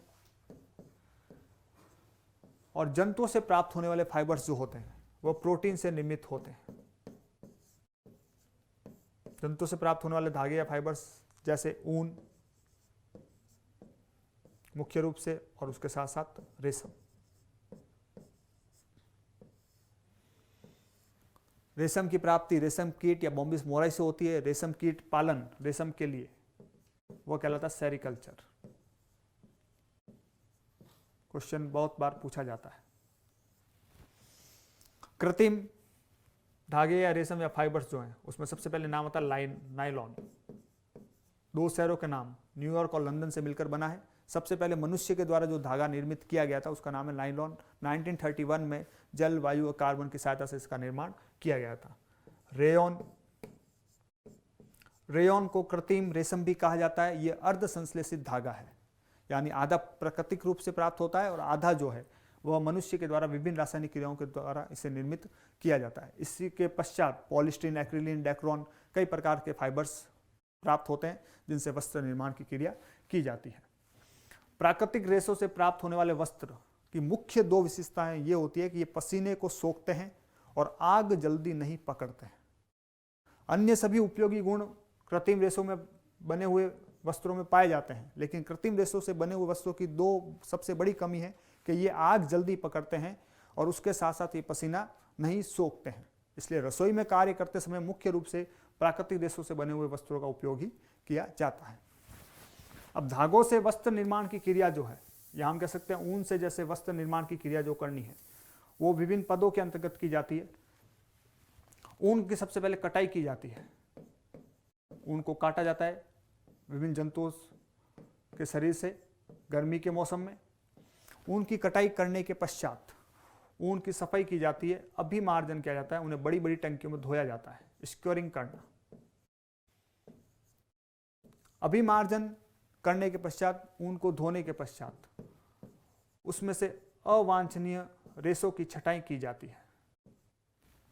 अवांछनीय रेशों की छटाई करने के पश्चात रंगाई का कार्य किया जाता है। विभिन्न रंगों के अंतर्गत ऊन को रंगाई का कार्य करने के पश्चात उनके लंबे लंबे धागे प्राप्त किए जाते हैं, रिलिंग की जाती है।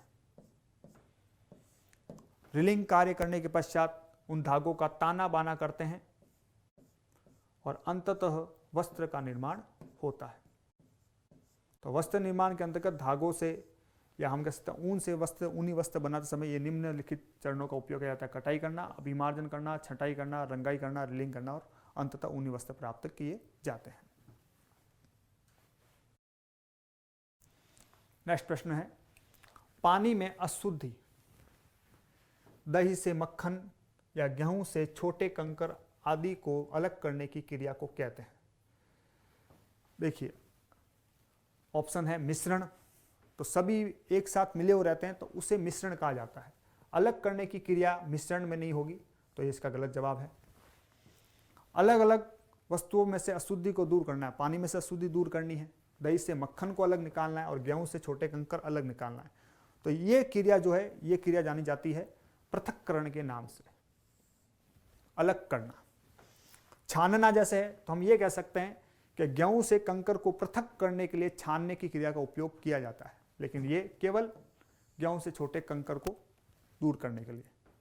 और ऊर्ध्वपातन की क्रिया, ऊर्ध्वपातन की क्रिया जो है ये भी अशुद्धियों को या दो मिश्रित पदार्थों को दूर करने के लिए की जाती है, लेकिन ऐसे मिश्रण से अलग अलग पदार्थों को दूर अलग अलग करने के लिए की जाती है जिसमें कोई ऊर्ध्वपातित पदार्थ शामिल हो। ऊर्ध्वपातित पदार्थ जैसे हम कह सकते हैं कपूर, ओडोनिल, शुद्ध नमक, आयोडीन इत्यादि, ये सभी।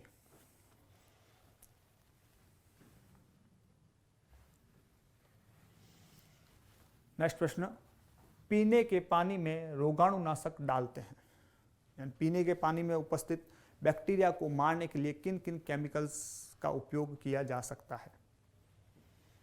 ऑप्शन नंबर 1 पोटेशियम परमैंगनेट तथा chlorine. Option number 2 potassium chloride तथा क्लोरीन। ऑप्शन 3 सोडियम क्लोराइड तथा ऑक्सीजन। ऑप्शन 4 पोटेशियम सल्फाइड तथा क्लोरीन। तो पानी, पीने के पानी में रोगाणुनाशक के रूप में पोटेशियम परमैंगनेट, जिसे सामान्य रूप से लाल दवा के नाम से जाना जाता है, KMnO4 का उपयोग किया जाता है। रोगाणुओं को मारने के लिए क्लोरीन गैस का उपयोग भी किया जाता है। तो ये इसका सही जवाब है।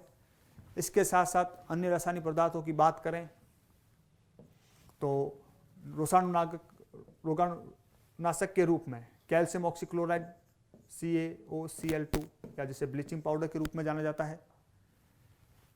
पराबैंगनी किरणें अल्ट्रावायलेट रेस का उपयोग भी किया जा सकता है। फिटकरी के द्वारा भी पानी को साफ करने की क्रिया की जा सकती है, फिटकरी या पोटास एलम।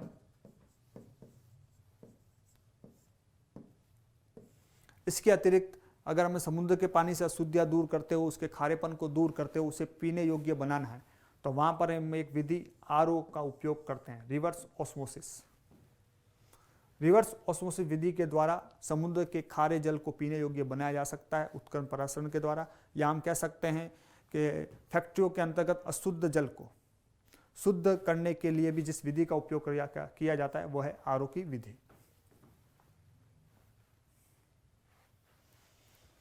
नेक्स्ट प्रश्न, चंद्र ग्रहण होता है जब पृथ्वी सूर्य एवं चंद्रमा के बीच होती है, चंद्रमा पृथ्वी एवं सूर्य के बीच होती है, जब सूर्य पृथ्वी एवं चंद्रमा के बीच होता है, या पृथ्वी सूर्य एवं चंद्रमा सीधी रेखा में होते हैं। इस प्रश्न को हल करने के लिए हमें पहले सौर मंडल या सौर सिद्धांत की जानकारी होना जरूरी है। सौर सिद्धांत के अनुसार सूर्य जो है वह केंद्र में स्थित है। सभी ग्रह, जैसे हम बात कर सकते हैं पृथ्वी या अर्थ, सूर्य के चारों तरफ चक्कर लगाने का कार्य करते हैं, और उपग्रह जो हैं जैसे चंद्रमा या मून, वह ग्रह के चारों ओर चक्कर लगाने का कार्य करते हैं। तो लगातार ये चक्कर लगाते रहते हैं, सूर्य के चारों तरफ ग्रह और ग्रह के चारों तरफ उपग्रह। चक्कर लगाते समय कुछ ऐसी स्थितियां बन जाती है जिससे सूर्य का प्रकाश सीधा या तो कभी पृथ्वी पर नहीं गिरता है या कभी चंद्रमा पर नहीं गिरता है। चंद्रग्रहण की स्थिति की अगर हम बात करें तो जब सूर्य और चंद्रमा के बीच पृथ्वी आ जाती है, तो पृथ्वी के सूर्य और चंद्रमा के मध्य में आने से सूर्य का प्रकाश पृथ्वी पर गिरता है, लेकिन वह प्रकाश चंद्रमा तक नहीं जा पाता और पृथ्वी की छाया जो है वह चंद्रमा पर जाती है। इस कारण से चंद्रमा हमें दिखाई देना बंद हो जाता है, वह चंद्रग्रहण की स्थिति कहलाती है। यानी चंद्रग्रहण जब होता है जब पृथ्वी सूर्य एवं चंद्रमा के बीच होती है। सूर्य ग्रहण के बारे में भी आप लोगों ने सुना होगा। तो सूर्य ग्रहण का मतलब है सूर्य का दिखाई नहीं देना है, सूर्य के कुछ भाग का दिखाई नहीं देना। तो वह स्थिति जब होती है जब चंद्रमा जो है वह सूर्य और पृथ्वी के मध्य में आ जाता है। चंद्रमा के सूर्य और पृथ्वी के मध्य में आ जाने के कारण से सूर्य का प्रकाश चंद्रमा तक ही जाता है, पृथ्वी पर पूर्ण रूप से नहीं पहुंच पाता है, जिस कारण से हमें सूर्य का अधिकांशतः भाग दिखाई नहीं देता है, जो सूर्य ग्रहण की स्थिति के बारे में जाना जाता है। अभी हाल ही में बहुत चंद्र ग्रहण से संबंधित घटनाएं चर्चा में रही है। चंद्रमा और सूर्य और पृथ्वी, इनके बीच अलग अलग दूरियां पाई जाती है। पृथ्वी और चंद्रमा के बीच की दूरी की अगर हम बात करें तो औसत दूरी जो है वह 3,84,000 किलोमीटर है। जब चंद्रमा पृथ्वी के अधिकतम निकट होता है लगभग 3,60,000 किलोमीटर की दूरी पर, उस समय चंद्रमा को सुपर मून कहा जाता है।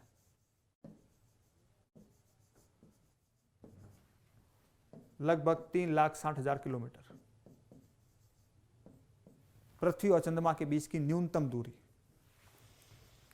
जब चंद्रमा पृथ्वी से अधिकतम दूरी पे होता है लगभग 4,07,000 किलोमीटर, उस समय चंद्रमा को माइक्रोमून कहा जाता है। सुपरमून की स्थिति कभी कभी एक महीने में 2 बार भी हो जाती है। आने वाली 31 जनवरी को चंद्र ग्रहण की घटना होने वाली है और इस दिन जो है सुपरमून की घटना भी साथ में संपादित होगी। कहने का अर्थ यह है कि सुपरमून इस दिन ब्लू मून के रूप में जाना जाएगा,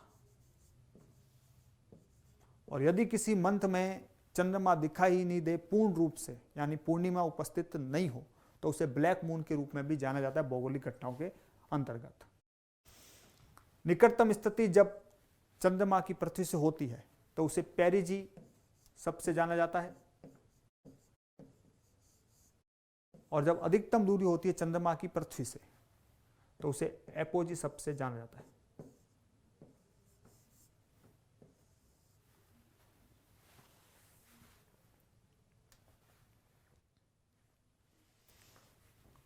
नेक्स्ट प्रश्न, सूर्य नगरी नाम है जयपुर का, जैसलमेर का, बाड़मेर का या जोधपुर का। यह अलग अलग जिलों के उपनाम के आधार पर है। सूर्य नगरी सर्वाधिक लंबे समय तक सूर्य का तापमान प्राप्त होता है जोधपुर जिले को, इस कारण से जोधपुर जिले को सूर्य नगरी के नाम से जाना जाता है। राजस्थान के 33 जिलों में से संबंधित कहीं ना कहीं विशेषताएं पाई जाती है, जिससे उन 33 जिलों के कहीं ना कहीं भौगोलिक उपनाम भी देखे जाते हैं। जैसे हम विस्तृत से थोड़ी चर्चा करें अगर, तो सबसे पहले ऊपर गंगानगर से राजस्थान का अन्नागार कहलाता है। हनुमानगढ़ खेल के सामान के लिए प्रसिद्ध है। उसके पश्चात नागौर हथकरघों का शहर या सिटी ऑफ हैंड टूल्स के नाम से जाना जाता है। नागौर को धातु नगरी भी कहते हैं क्योंकि बहुत प्रकार के धातुओं से संबंधित खाने वहाँ पर मौजूद है। पशु मेलों का शहर कहते हैं क्योंकि सर्वाधिक 3 पशु मेले जो हैं वो नागौर में आयोजित किए जाते हैं। इसके साथ साथ जयपुर जो राजधानी है राजस्थान राज्य की, उसे हीरोजाबाद का शहर कहते हैं, आइलैंड ऑफ ग्लोरी कहते हैं, सीवी रमन ने उनके कहा था, रंगसी के द्वीप के रूप में जाना जाता है, छोटी काशी से कहा जाता है, राजस्थान की हेरिटेज सिटी कहलाती है, रत्न नगरी, पन्ना नगरी, पूर्व का पेरिस कहलाता है, गुलाबी नगरी से कहा जाता है, राम सिंह दित्तो के द्वारा इसे गुलाबी रंग में रंगवाया गया था। उसी तरह से सीकर हाईटेक सिटी के रूप में, अलवर जो है राजस्थान का सिंह द्वार या राजस्थान का स्कॉटलैंड या पूर्वी राजस्थान का कश्मीर कहलाता है, भरतपुर राजस्थान का प्रवेश द्वार और डीग जल महरों की नगरी के रूप में भी पहचाना जाता है। धौलपुर सूर्योदय वाला जिला कहलाता है, रेड डायमंड के रूप में भी इसे जाना जाता है। ये पूरी राजस्थान का प्रवेश द्वार कहलाता है। राजस्थान का प्रवेश द्वार भरतपुर, लेकिन पूरी राजस्थान का प्रवेश द्वार कहलाता है धौलपुर। मंचकुर जो है यहाँ पर तीर्थों के भांजे के रूप में भी उपस्थित है। टोंक नवाबों का शहर कहलाता है। बूंदी जिसे द्वितीय काशी के नाम से भी जाना जाता है, बूंदी के अंतर्गत इसे बावड़ियों का नगर भी कहा जाता है। यहाँ छोटी छोटी जल से संबंधित बहुत सारी बावड़ियाँ स्थित है। बारा वरा नगरी, कोटा राजस्थान का कानपुर शिक्षा नगरी के रूप में, शिक्षा से संबंधित बहुत से केंद्र वहाँ पर स्थित है, इसलिए उद्यानों का नगर कहलाता है। आज के दौर का नालंदा और शिक्षा का तीर्थ स्थल भी इसे कहा जाता है। झालावाड़ राजस्थान का नागपुर कहलाता है संतरा उत्पादन के कारण से। प्रतापगढ़ राधा नगरी के रूप में। चित्तौड़गढ़ जो है राजस्थान का गौरव कहलाता है। खिजराबाद भैंसोड़गढ़ राजस्थान के वेलोर के रूप में जाना जाता है। भीलवाड़ा जो है टेक्सटाइल सिटी, वस्त्र निर्माण से संबंधित अत्यधिक इकाइयां वहां होने के कारण से टेक्सटाइल सिटी के रूप में भीलवाड़ा को जाना जाता है। बांसवाड़ा 100 द्वीपों का शहर कहलाता है, आदिवासियों का शहर भी कहलाता है। डूंगरपुर पहाड़ों की रानी कहलाती है। उदयपुर राजस्थान का कश्मीर, सैलानियों का स्वर्ग, पूर्व का वेनिस, पूर्व का पेरिस तो है जयपुर, वेनिस है उदयपुर। झीलों की नगरी, ये क्वेश्चन लिस्ट में पूछा जा चुका है कि झीलों की नगरी किसे कहते हैं, उदयपुर को। फाउंटेन एवं माउंटेन सिटी और व्हाइट सिटी के रूप में उदयपुर को जाना जाता है। सिरोही देवनगरी, माउंट आबू सिरोही में स्थित है, राजस्थान का सबसे ठंडा स्थल कह सकते हैं। जालोर जो है ग्रेनाइट सिटी के रूप में जाता है। जालोर का सांचौर स्थल जो है राजस्थान का पंजाब कहलाता है क्योंकि वहां से एक साथ 5 नदियां गुजरती है। बाड़मेर थार नगरी के रूप में। जैसलमेर राजस्थान की स्वर्ण नगरी, गोल्डन सिटी, हवेलियों का शहर, झरोखियों की नगरी, म्यूजियम सिटी, रेगिस्तान का गुलाब, राजस्थान का अंडमान अत्यधिक निर्जन क्षेत्र होने के कारण से गलियों का शहर, पंखों का शहर, वहां पर पवन चक्कियां अत्यधिक संख्या में लगाई गई है इसलिए उसे पंखों के शहर के नाम से जाना जाता है। अजमेर सांप्रदायिक सौहार्द का शहर क्योंकि वहां पर ख्वाजा मोइनुद्दीन चिश्ती की दरगाह होने के साथ साथ हिंदू धर्म से संबंधित प्रमुख तीर्थ स्थान जो है पुष्कर भी स्थित है, इसलिए सांप्रदायिक सौहार्द का शहर कहलाता है। अंडों की टोकरी के रूप में प्रसिद्ध है। पुष्कर राजस्थान की काशी, तीर्थों का मामा, आदि तीर्थराज के रूप में जाना जाता है। अजमेर को राजस्थान का हृदय कहते हैं। अजमेर को राजस्थान का नाका कहा जाता है। भारत का मक्का कहलाता है, ख्वाजा मोइनुद्दीन चिश्ती की दरगाह होने के कारण से इसे राजपुताने की कुंजी भी कहते हैं। और जोधपुर मारवाड़, जोधाना, सूर्य नगरी के नाम से, मरुस्थल का प्रवेश द्वार, मरु प्रदेश के रूप में भी, भारत की बेर की राजधानी काजरी के अंतर्गत बेरों से संबंधित बहुत से अनुसंधान किए जाते हैं। हैंडीक्राफ्ट सिटी, मरुस्थल का सिंह द्वार, राजस्थान की सांस्कृतिक राजधानी, कल्चरल रूप से बहुत रिच होने के कारण से। ब्लू सिटी न्यायिक राजधानी क्योंकि राजस्थान के अंतर्गत जो है हाई कोर्ट मुख्य रूप से जोधपुर में स्थित है। ओसिया राजस्थान का भुवनेश्वर, सूर्य मंदिर की होने के कारण से। तो ये कुछ भौगोलिक उपनाम है अलग अलग जिलों के। बीकानेर गांवों का देश कहलाता है, ऊन का घर कहलाता है, राती घाटी के रूप में भी जाना जाता है। और लूणकरसर बीकानेर में स्थित जो है उसे राजस्थान का राजकोट कहते हैं, अत्यधिक मूंगफली उत्पादन के कारण से। नेक्स्ट प्रश्न, मोबाइल फोन का आविष्कार किसने किया? Graham Bell, Marconi, Marty Cooper और John Logie Baird. Graham Bell ने आविष्कार किया था टेलीफोन का।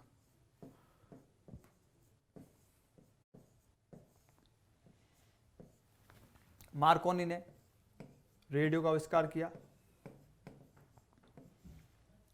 मार्टिन कूपर जो है इन्होंने मोबाइल फोन का आविष्कार किया था। और जॉन लॉगी बेयर्ड ने टेलीविजन का आविष्कार किया। Television, mobile phone, radio, telephone ये सभी संचार के साधन कहलाते हैं। यानी विभिन्न प्रकार की सूचनाओं को किसी भी माध्यम से एक स्थान से दूसरे स्थान पर भेजना वह संचार के साधनों के माध्यम से भेजी जा सकती है। टेलीफोन के अंतर्गत ध्वनि तरंगों को विद्युत चुंबकीय तरंगों में बदलकर ऑप्टिकल फाइबर्स की सहायता से लेजर किरणों के माध्यम से एक स्थान से दूसरे स्थान भेजा जाता है। रेडियो में विभिन्न फ्रीक्वेंसी पर अनुनाद के सिद्धांत पर कार्य करते हुए रेडियो कार्य करता है। मोबाइल फोन के अंतर्गत भी ध्वनि तरंगों को विद्युत चुंबकीय तरंगों में बदलकर सूचनाओं को भेजा जाता है। और टेलीविजन के अंतर्गत भी हमें दृश्य और श्रव्य सामग्री के रूप में विभिन्न प्रकार की बातें प्राप्त होती है, जानकारी प्राप्त होती है। नेक्स्ट क्वेश्चन, राजस्थान के कुल लोकसभा सदस्यों की संख्या है। हमने थोड़ी देर पहले बात की थी संसद के बारे में। संसद के दो सदन, एक तो लोकसभा और दूसरा सदन था राज्यसभा। लोकसभा जनता में अत्यधिक लोकप्रिय होता है, इसे जनता का सदन भी कहा जाता है। राज्यसभा ये राज्यों का प्रतिनिधित्व करता है। सदस्यों की संख्या की अगर हम बात करें तो लोकसभा के सदस्यों की अधिकतम संख्या हो सकती है 552, 530 प्लस 20 प्लस 2। राज्यसभा के सदस्यों की अधिकतम संख्या हो सकती है 250, 238 प्लस 12। 238 सदस्य राज्यों और केंद्र शासित प्रदेशों से और 12 सदस्य राष्ट्रपति के द्वारा मनोनीत सदस्य। जबकि लोकसभा में 230 सदस्य विभिन्न राज्यों से, 20 सदस्य केंद्र शासित प्रदेशों से और 2 सदस्य राष्ट्रपति द्वारा मनोनीत सदस्य। वर्तमान समय में अगर हम बात करें तो लोकसभा सदस्यों की संख्या 545 है, 530 विभिन्न राज्यों से,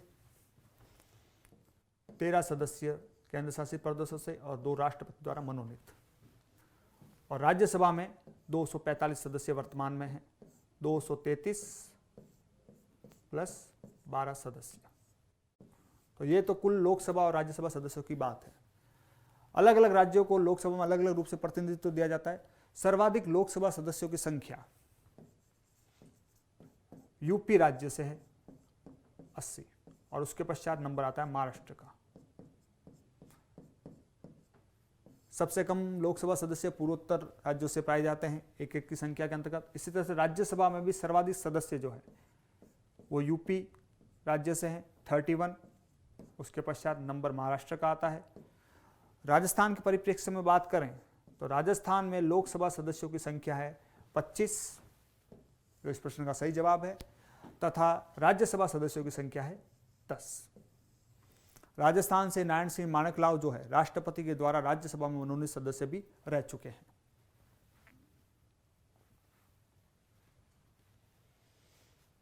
नेक्स्ट प्रश्न, अवतल दर्पण के अत्यंत निकट जब बिंब को रखते हैं तो प्रतिबिंब होता है।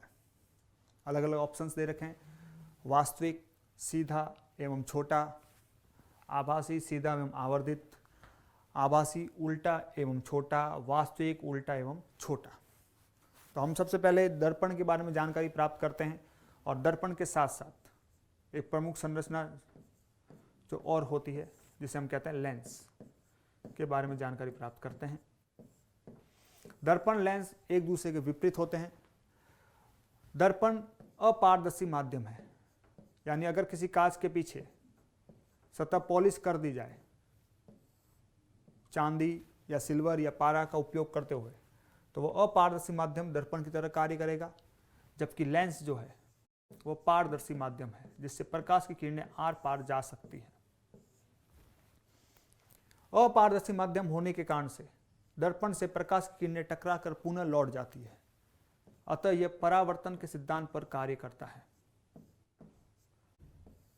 जबकि लेंस प्रकाश की किरणों को या तो फैला देता है या एक बिंदु पर एकत्रित कर देता है, अतः यह अपवर्तन के सिद्धांत पर कार्य करता है। तो लेंस अपवर्तन रिफ्लेक्शन और दर्पण परावर्तन रिफ्लेक्शन के सिद्धांत पर कार्य करते हैं। लेंस के दो मुख्य प्रकार पाए जाते हैं, एक उत्तल लेंस कॉन्वेक्स और दूसरा होता है अवतल कॉनकेव। इसी तरह से दर्पण में एक तो होता है समतल दर्पण घरेलू दर्पण और दूसरे होते हैं गोलीय दर्पण, जो दो प्रकार के मुख्य रूप से उत्तल और अवतल दर्पण। लेंस और दर्पण की क्रियाविधि एकदम विपरीत होती है। लेंस के अंतर्गत जो कार्य उत्तल लेंस के द्वारा संपादित होते हैं, जैसे प्रतिबिंब उत्तल लेंस से बनते हैं, वैसे ही प्रतिबिंब अवतल दर्पण के द्वारा बनते हैं दर्पण के अंतर्गत। यानी उत्तल लेंस और अवतल दर्पण इन दोनों को सम्मिलित करते हुए एक साथ रूप से जानकारी प्राप्त की जा सकती है कि किस स्थिति में किस प्रकार के प्रतिबिंब प्राप्त होंगे। उसके लिए हम चर्चा करें, जैसे तो शब्द ऑप्शन में आपको दे रखा है, जैसे वास्तविक प्रतिबिंब क्या होता है, आभासी प्रतिबिंब क्या होता है। जैसे सपोज करो ये कोई उत्तल लेंस है जिससे प्रकाश की किरणें गुजरती है। लेंस का वह बिंदु जिससे प्रकाश की किरणें बिना मुड़े सीधी गुजर जाती है वो कहलाता है प्रकाश केंद्र या ऑप्टिकल सेंटर। जिस बिंदु पर प्रकाश की किरणें एकत्रित होती है वह कहलाता है फोकस बिंदु, दुगनी दूरी पर 2f। इसी तरह से पहले भी फोकस बिंदु और 2f। प्रकाश की तरंगें अनंत से आती है और लेंस से गुजरने के पश्चात अनंत को जा सकती है। अगर प्रतिबिंब हमें लेंस के दूसरी तरफ प्राप्त हो या दर्पण के दूसरी तरफ प्राप्त हो तो बनने वाला प्रतिबिंब वास्तविक होता है, और वास्तविक प्रतिबिंब हमेशा ध्यान रखना उल्टे होते हैं। तो वास्तविक के साथ उल्टा शब्द जुड़ा हुआ रहेगा। जबकि अगर प्रतिबिंब हमें दर्पण से पहले या लेंस से पहले प्राप्त हो, जिन्हें पर्दे पर प्राप्त नहीं कर सकते, वे प्रतिबिंब आभासी होते हैं, या हम कह सकते हैं वे सीधे प्रतिबिंब प्राप्त होते हैं। तो आभासी के साथ सीधा शब्द जुड़ता है और वास्तविक के साथ उल्टा शब्द जुड़ जाता है। अब अलग अलग स्थिति की जैसे बात करें, वस्तुओं को कहां पे किस तरह से रखा जाए, तो वस्तु को रखना ये कहलाएगा बिंब, और प्रकाश की घटना अपवर्तन या परावर्तन हो जाने के पश्चात जो प्रतिबिंब बनता है उसकी स्थिति किस तरह से रहेगी। बिंब प्रकाश की किरणें अनंत से आ रही है, सबसे पहले बिंब की स्थिति अनंत, उसके बाद 2f और उसके बाद f। और प्रतिबिंब सबसे पहले f, उसके पश्चात 2f और उसके पश्चात अनंत। हम दर्पण और लेंस दोनों को एक साथ पढ़ना चाहते हैं, तो लेंस के अंतर्गत जो स्थिति 2f है वह स्थिति दर्पण के अंतर्गत वक्रता केंद्र के रूप में जानी जाती है, कर्व सेंटर। यानी अगर दर्पण की स्थिति का अगर हम जायजा लें, अवतल दर्पण, उत्तल लेंस के साथ कौन सा, अवतल दर्पण,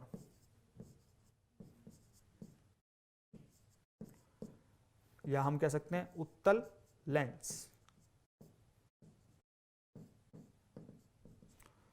तो लेंस में तो 2f शब्द का उपयोग करेंगे, जबकि दर्पण के अंदर वक्रता केंद्र शब्द का उपयोग करेंगे। तो सबसे पहली स्थिति जब प्रकाश की किरणें अनंत से आती है, वस्तु को अनंत पर रखा जाता है, तो बनने वाला प्रतिबिंब फोकस बिंदु पर बनेगा। इस टेबल में बनने वाले सभी प्रतिबिंब जो हैं वो वास्तविक और उल्टे होंगे। साइज उनकी अलग अलग स्थिति पर डिपेंड करेगी। प्रथम स्थिति जो है जिसमें बिंब को अनंत पर रखा जाता है तो प्रतिबिंब फोकस पर प्राप्त होगा, वास्तविक उल्टा और एकदम से छोटा बिंदुवत आकार का। दूसरी स्थिति जब वस्तु को वक्रता केंद्र या 2f पर रखा जाता है तो बनने वाला प्रतिबिंब भी जो है वास्तविक उल्टा और 2f या वक्रता केंद्र पर प्राप्त होता है। इसका आकार वस्तु के आकार के बराबर होता है साइज में। तीसरी स्थिति, जब वस्तु को फोकस बिंदु पर रखते हैं तो बनने वाला प्रतिबिंब जो है वो अनंत पर प्राप्त होता है और यह प्रतिबिंब भी वास्तविक, उल्टा और अत्यंत बड़ा होता है। मध्य स्थिति की अगर हम बात करें नंबर 4 पे, कि यदि वस्तु को अनंत और वक्रता केंद्र या 2f के बीच रखा जाए तो बनने वाला प्रतिबिंब फोकस बिंदु और 2f या वक्रता केंद्र के बीच प्राप्त होता है और यह भी वस्तु से छोटा होता है।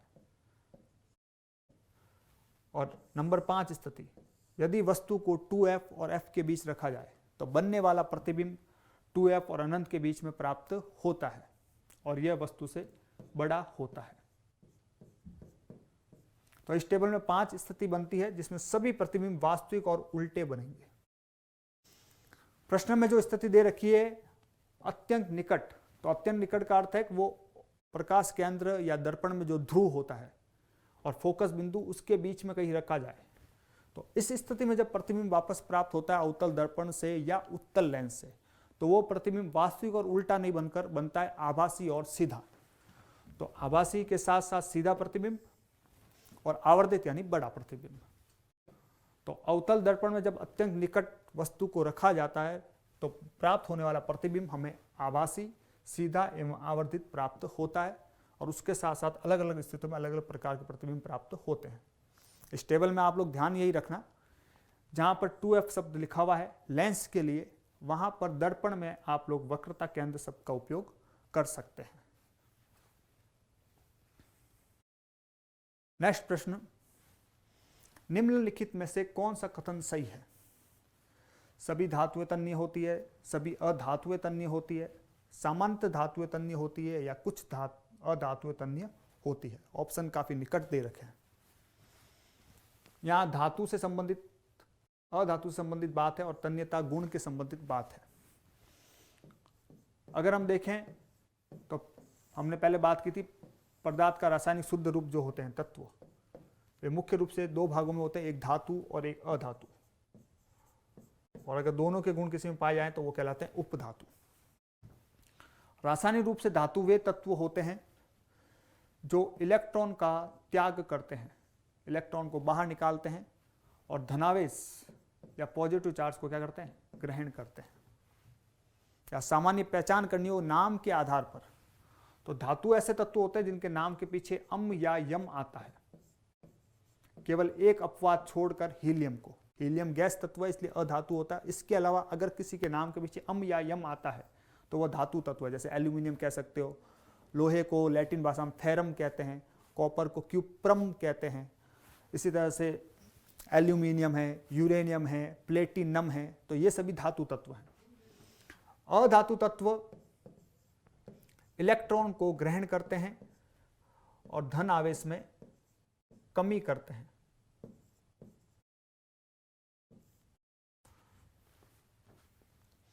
अधातु सामान्यतः गैसीय तत्व होते हैं, ये कठोर नहीं होते। तो गैसीय तत्व में जितनी भी प्रकार की गैसें जो हैं वो सभी अधातु तत्वों के अंतर्गत शामिल की जाती है। इसके अलावा आप लोग ध्यान रख सकते हैं कार्बन, फास्फोरस, सल्फर, ये सभी भी अधातु तत्व हैं। धातुएं सामान्यतः, इस शब्द का ध्यान रखना, सामान्यतः कठोर, चालक जिसमें विद्युत धारा प्रवाहित हो सके, तन्य या डक्टाइल जिसके लंबे लंबे तार बनाए जा सकें, आघातवर्धक या मेलेबल जिसकी सीट्स बनाई जा सके, यानी जिन पर अगर चोट की जाए वो टूट कर बिखरे नहीं, तथा प्रतिध्वनिपूर्ण होती है जिससे टकराकर आवाज हमें पुनः सुनाई दे। ये सभी गुण जो हैं धातुओं में पाए जाते हैं, लेकिन एक शब्द साथ में जोड़ा है सामान्यतः, क्योंकि अपवाद सभी जगह मौजूद रहते हैं, उन अपवादों को हमको छोड़ना है, इसलिए ये शब्द जोड़ा है सामान्यतः। जैसे सभी धातुएं कठोर हो जरूरी नहीं है। जैसे कठोरता में हम मुलायम धातु के रूप में पढ़ते हैं, तो जैसे सोडियम, पोटेशियम मुलायम धातुओं के रूप में जाने जाते हैं जिन्हें आसानी से काटा जा सकता है। चालक सभी विद्युत चालक होते हैं, लेकिन अत्यधिक कम चालक धातु के रूप में अब हम कभी कभी क्वेश्चन पूछ लिया जाता है कुचालक धातु के रूप में सीसा या लेड को जानते हैं। तन्य जिससे तार बनाए जा सके। तन्यता का गुण सबसे अधिक रूप में पाया जाता है सोना या गोल्ड के अंतर्गत, और उसके पश्चात पाया जाता है चांदी में।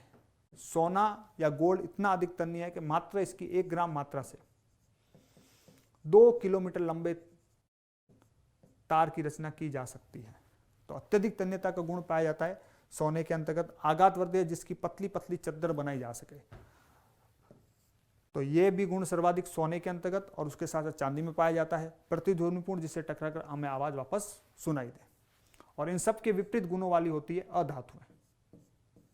यानी अधातु सामान्यतः कठोर नहीं होती है, चालक नहीं होती है, अपवाद यहां भी पाया जाता है ग्रेफाइट के रूप में।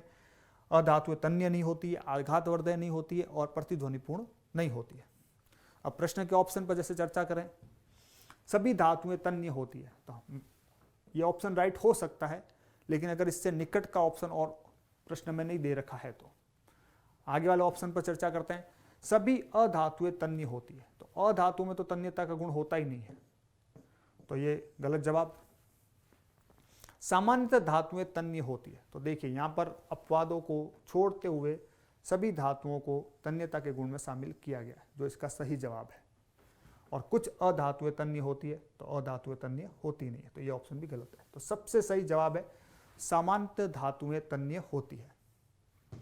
ये ऑप्शन अगर नहीं होता तो ये ऑप्शन राइट हो सकता था कि सभी धातुएं तन्य होती है, लेकिन सामान्यतः सब जुड़ने से ये सबसे सटीक उत्तर है इस प्रश्न का। नेक्स्ट प्रश्न, निम्न में से किसमें उद्यान कृषि का अध्ययन किया जाता है? उद्यान कृषि से संबंधित हम कह सकते हैं बागवानी करना, फूल लगाना इत्यादि। बॉटनी तो विज्ञान की वह शाखा है जिसमें पादपों का अध्ययन किया जाता है। हॉर्टिकल्चर, हॉर्टिकल्चर के अंतर्गत उद्यान कृषि का अध्ययन किया जाता है। जियोलॉजी, जियोलॉजी के अंतर्गत भूगर्भ विज्ञान के अंतर्गत यानी पृथ्वी की संरचनाओं के बारे में जानकारी प्राप्त की जाती है। एनाटॉमी जो है ये जीवों के आंतरिक संरचनाओं के बारे में जानकारी प्रदान करने से संबंधित विज्ञान की शाखा है। तो उद्यान कृषि का अध्ययन जो है हॉर्टिकल्चर के अंतर्गत किया जाता है। नेक्स्ट प्रश्न, कौन सी गैस ग्लोबल वार्मिंग के लिए उत्तरदायी है? सबसे पहले तो हमें ग्लोबल वार्मिंग शब्द का अर्थ समझना पड़ेगा। ग्लोबल वार्मिंग या इसके लिए शब्द उपयोग में लेते हैं भूमंडलीय तापन या वैश्विक तापन, वैश्विक उष्णता, या ठंडे प्रदेशों में इसे हरित गृह प्रभाव या ग्रीन हाउस इफेक्ट के रूप में भी देखा जाता है, के रूप में उपयोग में लिया जाता है। ग्लोबल वार्मिंग का अर्थ है पृथ्वी के सामान्य तापमान में धीरे धीरे हो रही वृद्धि से संबंधित। अब ये पृथ्वी के सामान्य ताप में वृद्धि किस कारण से हो रही है? तो पृथ्वी पर प्रकाश ऊर्जा या उष्मा ऊर्जा प्राप्त होती है हमें सूर्य से। सूर्य से आने वाली प्रकाश की किरणें पृथ्वी की सतह पर आती है, पृथ्वी की सतह से टकराकर परावर्तित होकर लौट जाती है और पृथ्वी के धरातल को क्या करती है? गर्म करती है, उष्मा हमें प्रदान करती है। आने वाली प्रकाश की किरणें जो हैं वो उच्च ऊर्जा युक्त लघु तरंगे होती है, जबकि लौटने वाली लघु ऊर्जा युक्त दीर्घ तरंगे होती है। यानी जाते समय ऊर्जा की मात्रा कम होती है प्रकाश तरंगों के अंतर्गत परावर्तित होते समय। अगर पृथ्वी की सतह से लौटते समय, परावर्तित होते समय इन प्रकाश तरंगों के बीच में कोई अवरोध हो जाए और ऊर्जा की कमी होने के कारण से ये आसानी से उस आवरण को पार नहीं कर पाती, जिस कारण से ये लगातार पृथ्वी की सतह से टकराकर पृथ्वी को गर्म करती रहती है। तो इस आवरण को बनाने का कार्य जिन गैसों के द्वारा किया जाता है वही गैसें मुख्य रूप से ग्लोबल वार्मिंग के लिए उत्तरदायी है। इन गैसों में सबसे प्रमुख रूप से जो उत्तरदायी गैस है वह है carbon dioxide gas. Carbon dioxide gas के पश्चात मीथेन गैस CH4 और उसके पश्चात CFC क्लोरोफ्लोरोकार्बन गैस। इसके अलावा नाइट्रोजन और सल्फर के ऑक्साइड जो है उसके लिए जिम्मेदार है। अन्य कारक की अगर हम बात करें तो जल वाष्प और मिट्टी के कण, धूल मिट्टी के कण, वह भी ग्लोबल वार्मिंग के लिए जिम्मेदार है। मुख्य रूप से जो गैस ग्लोबल वार्मिंग के लिए उत्तरदायी है वह है कार्बन डाइऑक्साइड। यहाँ पर सभी ऑप्शन अलग अलग दे रखे हैं। मीथेन गैस भी उत्तरदायी है, कार्बन डाइऑक्साइड गैस भी उत्तरदायी है, सल्फर डाइऑक्साइड भी उत्तरदायी है, लेकिन मुख्य रूप से carbon disulphide gas, carbon dioxide gas. तो ये तीनों गैसें मुख्य रूप से ग्लोबल वार्मिंग को उत्पन्न करने में भूमिका निभाती है। ग्रीन हाउस इफेक्ट की अगर हम बात करें तो ग्लोबल वार्मिंग का ये रूप है, लेकिन ठंडे प्रदेशों में ग्रीन हाउस बनाकर सब्जियों और फलों के उत्पादन के लिए उपयुक्त तापमान प्रदान करने के लिए इस विधि का उपयोग किया जाता है। तो ठंडे प्रदेशों में ग्रीन हाउस इफेक्ट के रूप में इसे देखा जा सकता है। ग्रीन हाउस इफेक्ट सर्वाधिक रूप से जिस ग्रह पर पाया जाता है वह है शुक्र या वीनस ग्रह। शुक्र या वीनस ग्रह पर सल्फ्यूरिक अम्ल के बादल पाए जाते हैं, जिसके कारण से वहां पर सर्वाधिक ग्रीन हाउस इफेक्ट पाया जाता है, यानी उस ग्रह के धरातल को लगातार सूर्य के प्रकाश के द्वारा गर्म किया जाता है। इसी कारण से सूर्य के सबसे नजदीक में बुध ग्रह के होते हुए भी सबसे गर्म ग्रह शुक्र ग्रह है, क्योंकि शुक्र ग्रह पर सर्वाधिक ग्रीन हाउस इफेक्ट उपस्थित रहता है। सूर्य के सबसे नजदीक में ग्रह तो है बुध, लेकिन सबसे गर्म ग्रह कौन सा है? शुक्र ग्रह है। उसका मुख्य कारण ग्रीन हाउस इफेक्ट है, सर्वाधिक रूप से शुक्र ग्रह पर पाया जाता है। नेक्स्ट प्रश्न, आजादी के दीवाने पुस्तक के लेखक हैं जरनैन व्यास, अर्जुनलाल सेठी, सागरवल गोपा, विजय सिंह पथिक। जरनैन व्यास जो राजस्थान के दोनों प्रकार के मुख्यमंत्री रहे हैं, मनोनीत और निर्वाचित। अर्जुनलाल सेठी जिन्होंने भी कई प्रकार के सामाजिक कार्य किए हैं। इनके बारे में प्रसिद्ध है कि अंतिम समय में इन्हें मुस्लिम समुदाय का समझते हुए कब्र में गाड़ दिया गया था, क्योंकि इन्होंने अपना अंतिम समय मदरसे में बच्चों को शिक्षा प्रदान करते हुए बिताया था। सागरमल गोपा, यह व्यक्ति आज़ाद सामंतशाही से लड़ते हुए शहीद हुआ था। सागरमल गोपा जो है ये चर्चा में आए थे जब इन्होंने जैसलमेर राज्य के अंतर्गत जैसलमेर के महारावल जवाहर सिंह के विरुद्ध एक पुस्तक लिखी थी जिसका नाम था जैसलमेर राज में गुंडा राज। जैसलमेर राज का गुंडा राज पुस्तक के रचयिता तथा आज़ादी के दीवाने पुस्तक के रचयिता है सागरमल गोपा। इन अत्याचारों का वर्णन करने के कारण से इन्हें जेल में डाल दिया गया था। वहाँ पर जेलर गुमान सिंह के द्वारा इन्हें जिंदा जला दिया गया था 1946 के अंतर्गत। जिंदा जलाने के पश्चात जिस समिति ने उनको आत्महत्या करार दिया था उस समिति का नाम था गोपाल स्वरूप पाठक समिति।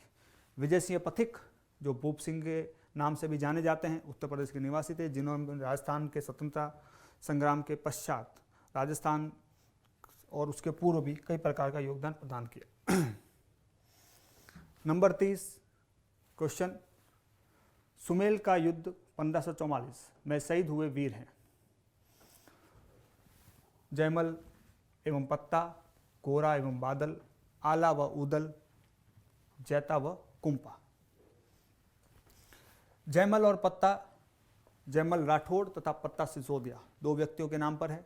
गोरा बादल, आला उदल दो व्यक्ति और जैता और कुंपा।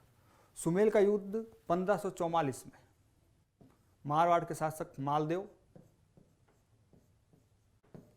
और शेर शाह सूरी के बीच लड़ा गया था।